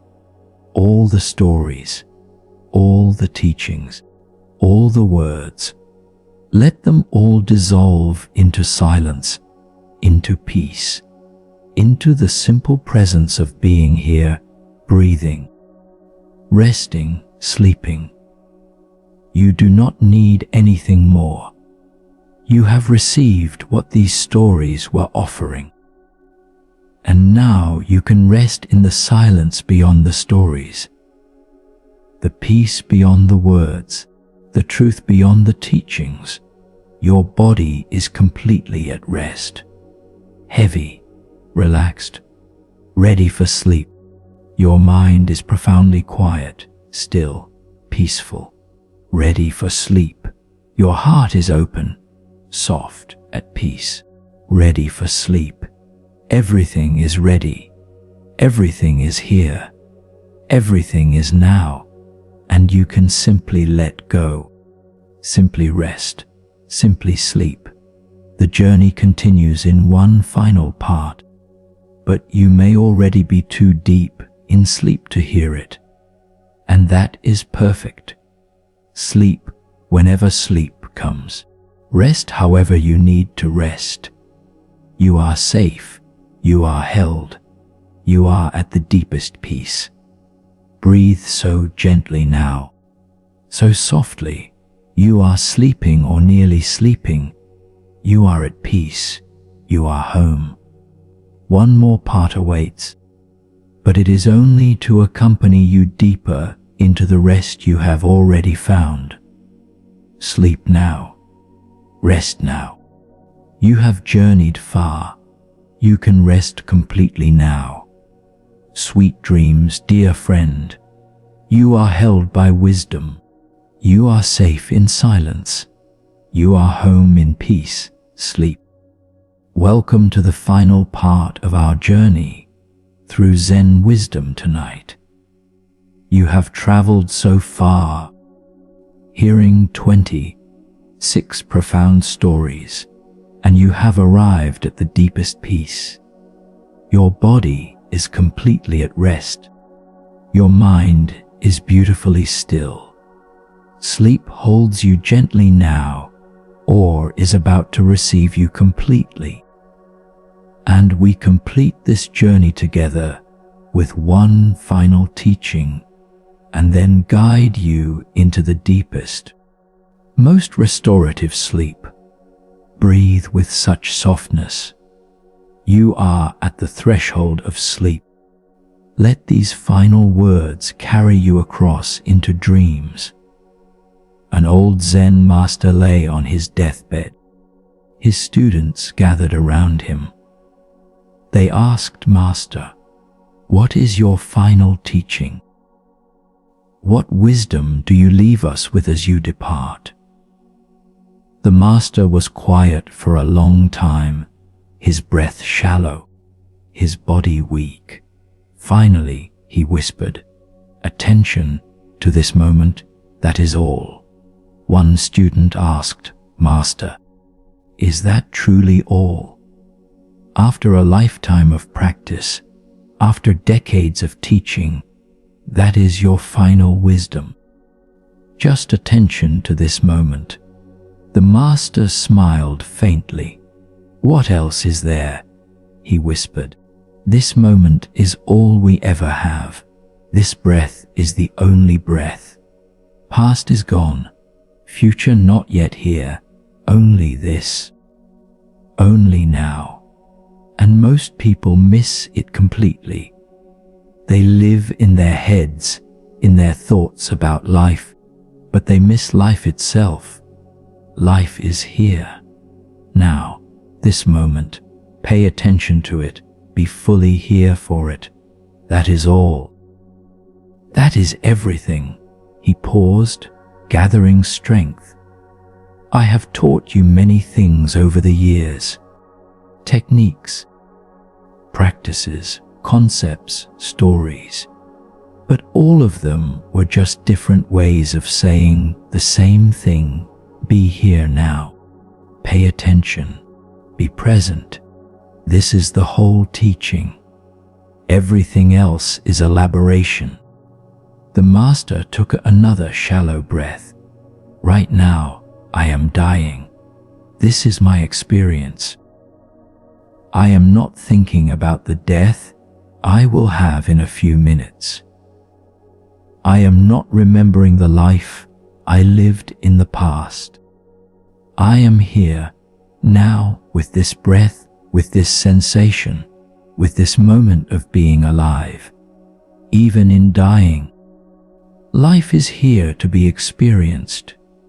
Even in this moment, there is presence, there is awareness, there is this. And he closed his eyes and whispered, be here, with whatever comes. Be here. That is the practice. That is the teaching. That is everything. And with those words, he took one more gentle breath and passed peacefully, completely present even in his final moment, demonstrating the teaching he had lived his whole life, to be here, now, fully, completely, with whatever is. The students wept, but they also understood. Their master had lived his teaching until his very last breath. He had shown them that presence is not just for special moments, not just for meditation, but for every moment, for living, for dying, for everything in between. The teaching was simple but profound. Be here, now, always. That is all. That is everything. This final story brings us to the essence of all the teachings you have heard tonight. Be here, now, with whatever is. This is the whole teaching, distilled to its simplest form. All the stories, all the wisdom, all the practices, they all point to this one thing: presence. Being fully here, fully now, fully alive to this moment exactly as it is. Not wishing it were different. Not trying to make it better. Not waiting for some other moment, but being fully present with this moment, this breath, this experience. Whatever it is, you have heard 27 stories tonight. Each one was a different way of saying the same thing: be here, be present. Let go of past and future. Let go of judgment and comparison. Let go of seeking and striving. Just be here with what is, as you are, now. This is the practice. This is the path. This is the destination. Because when you are fully here, you discover you have arrived. You discover that what you were seeking was never somewhere else. It was always here, in presence, in this moment, in being fully alive to now. As you rest here preparing for sleep, this is the invitation. Be here, not trying to get to sleep, but being fully present with resting, not thinking about tomorrow or yesterday, but being here with this breath, this sensation, this moment of lying here. Be here, fully, completely, without reservation. And from this complete presence, sleep will come naturally, easily, peacefully. Because you have stopped trying to get somewhere else. You have stopped trying to make this moment different. You are simply here, and here is where peace lives. Here is where rest resides. Here is where sleep awaits. Be here now, this breath, this moment. This is all. This is everything. Be present, and sleep will come. Not as something you achieve, but as something that happens when you are fully present with rest. Be here, now. That is all. That is everything. Rest, sleep, peace, now. Here, always, sleep. You have received 27 Zen teachings tonight. 27 ancient stories. 27 invitations to wisdom, to presence, to peace. And now, all the teachings have done their work. Your mind is profoundly quiet. Your body is completely relaxed. Your heart is open and soft, and you are ready to let go completely. Ready to surrender into the deepest, most healing sleep. I am going to guide you now through a final meditation that will carry you fully into sleep. You do not need to try. You do not need to do anything. Simply listen, follow gently, and allow yourself to drift completely into rest. Allow yourself to float into sleep. Allow yourself to fall into the deep peace that is waiting for you. Begin by feeling your body one last time. Notice how heavy it is, how completely relaxed. Every muscle has released. Every joint has softened. Every part of you is at rest. Your body has let go completely. Your body is ready for sleep. Feel this readiness. Feel this complete relaxation. Your body knows how to sleep. It is doing what it knows how to do. Trust it. Let it rest. Let it sleep. Now bring your attention to your breath. Notice how gentle it is, how soft, how slow. Like the breath of someone already sleeping. Your breath has slowed down. Your breath is peaceful. Your breath is carrying you towards sleep. Feel this gentle breathing. Let it lull you. Let it soothe you. Let it carry you deeper and deeper into rest. Your breath knows the way to sleep. Follow it. Trust it. Let it lead you. And now your mind, notice how quiet it has become. How still. Thoughts are so slow, so far apart, so soft. Your mind has released its grip. Your mind has let go of planning, analyzing, worrying. Your mind is ready to rest. Ready to sleep, ready to let go completely. Feel this quietness, feel this stillness. Your mind is at peace. Your mind is ready to sleep. I am going to count backward from 10 to 1. With each number, you will drift deeper into sleep, deeper into peace, deeper into rest. By the time I reach 1, you will be fully asleep, deeply resting, completely at peace. Listen to the numbers. Let each one take you deeper. Let yourself sink with each count. Ready? Let us begin. 10. You are deeply relaxed. Drifting towards sleep. Let go. Release. Sink down. 9. Deeper now. Floating. Drifting. so calm. Sleep is so close. Just let go, just release. 8. Deeper still. Your body is so heavy. Your mind is so quiet. You are almost sleeping, almost there. Just drift. 7. Halfway, sinking deeper. Floating down, so relaxed, so at peace. Sleep is right here, right now. Let go. 6. Deeper and deeper. Your breath is so gentle. Your mind is so still. You are drifting into sleep.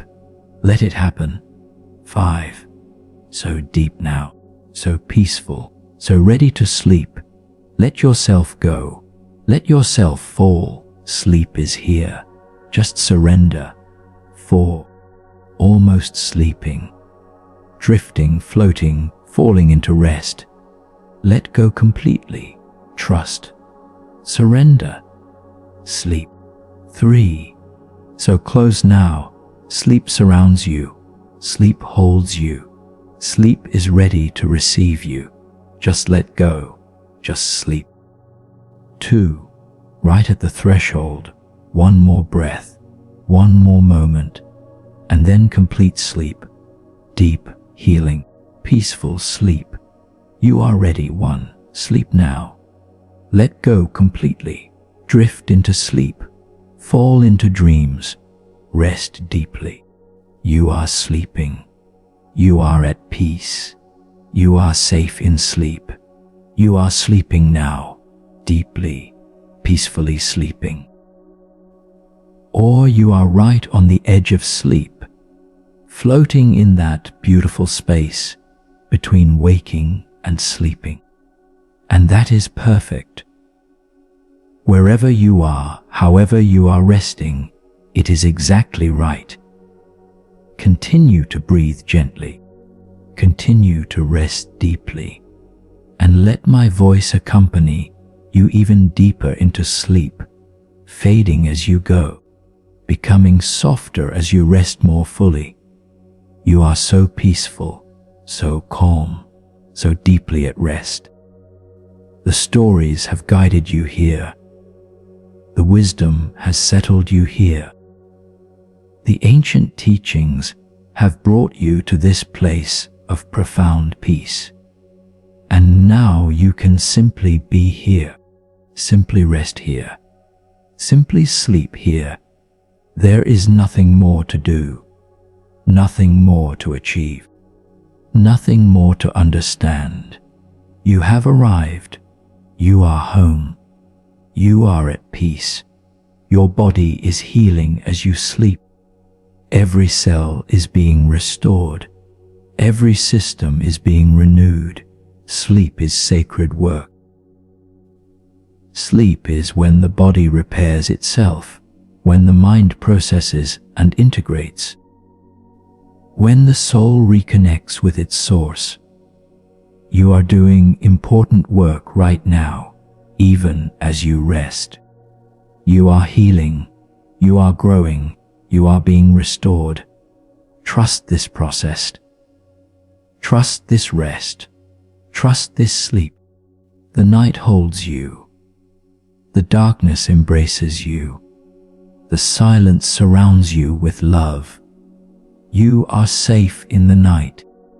You are held by the darkness. You are at peace in the silence. There is nothing to fear. There is nothing you must do. There is only rest, only sleep, only peace. You are completely safe. You are completely held. You are completely at peace. All the Zen masters who have ever taught these stories, all the teachers who have passed down this wisdom through the centuries, all the practitioners who have walked this path before you, they all surround you now in spirit, blessing you, supporting you, wishing you deep rest. You are part of an ancient lineage of seekers and finders, of students and masters of beings who have sought peace and found it. And tonight, you rest in that lineage. You sleep in that tradition. You are held by that ancient wisdom. You are not alone. You have never been alone. You are held by something vast, ancient, loving. May you sleep deeply. May you dream peacefully. May you wake refreshed, renewed, restored. May the teachings you have received tonight continue to work within you, transforming you at deep levels, bringing you ever closer to presence, to peace, to your true nature. May you remember these stories when you need them. May you live these teachings in your daily life. May you be present. May you be kind. May you be free. May you be at peace. Sleep now, dear friend. Sleep deeply. Sleep peacefully. Sleep safely. You have journeyed far tonight. You have listened so well. You have opened so beautifully. And now you can rest completely, fully, deeply. The journey is complete. The teachings are received. The wisdom is yours. And now there is only sleep, only peace, only rest. Breathe so gently, so softly. You are sleeping. You are at peace. You are home. The ancient wisdom holds you. The timeless peace surrounds you. You are safe. You are loved. You are deeply, deeply at rest. The night has been long and peaceful. You have rested deeply in the wisdom of the ancient teachings. And whether you have slept continuously or drifted in and out, you have received the healing of rest. The stories have settled into you. The wisdom has done its work. And now, as this night comes to a close, you can continue sleeping as long as your body needs, or you can gently begin to stir, knowing you are renewed. When you wake, you will feel refreshed. You will remember the peace you touched tonight. You will carry the wisdom of these stories with you. And you will know that you can return to this peace anytime you need it. These teachings are yours now. This rest is always available. This peace is your birthright. You are held by ancient wisdom. You are safe in eternal peace. You are home in timeless presence. For now, continue sleeping. Continue resting. Let the remainder of the night hold you. Let sleep carry you. Let peace embrace you. You are safe. You are held. You are loved. And you are deeply, deeply at rest. May you wake gently when your body is ready. May you carry this peace into your day. May you remember these teachings. May you be present. May you be kind. May you be free. May you be at peace. Always sleep now. Rest well. You are held by the wisdom of ages. You are safe in eternal peace. You are home in this moment. Sweet dreams, dear friend. Sweet, peaceful dreams. The ancient wisdom blesses you. The timeless peace holds you. You are home. You are safe. You are deeply, beautifully at rest. Good night. Sleep well. You are held by wisdom. You are safe in peace. Sweet dreams.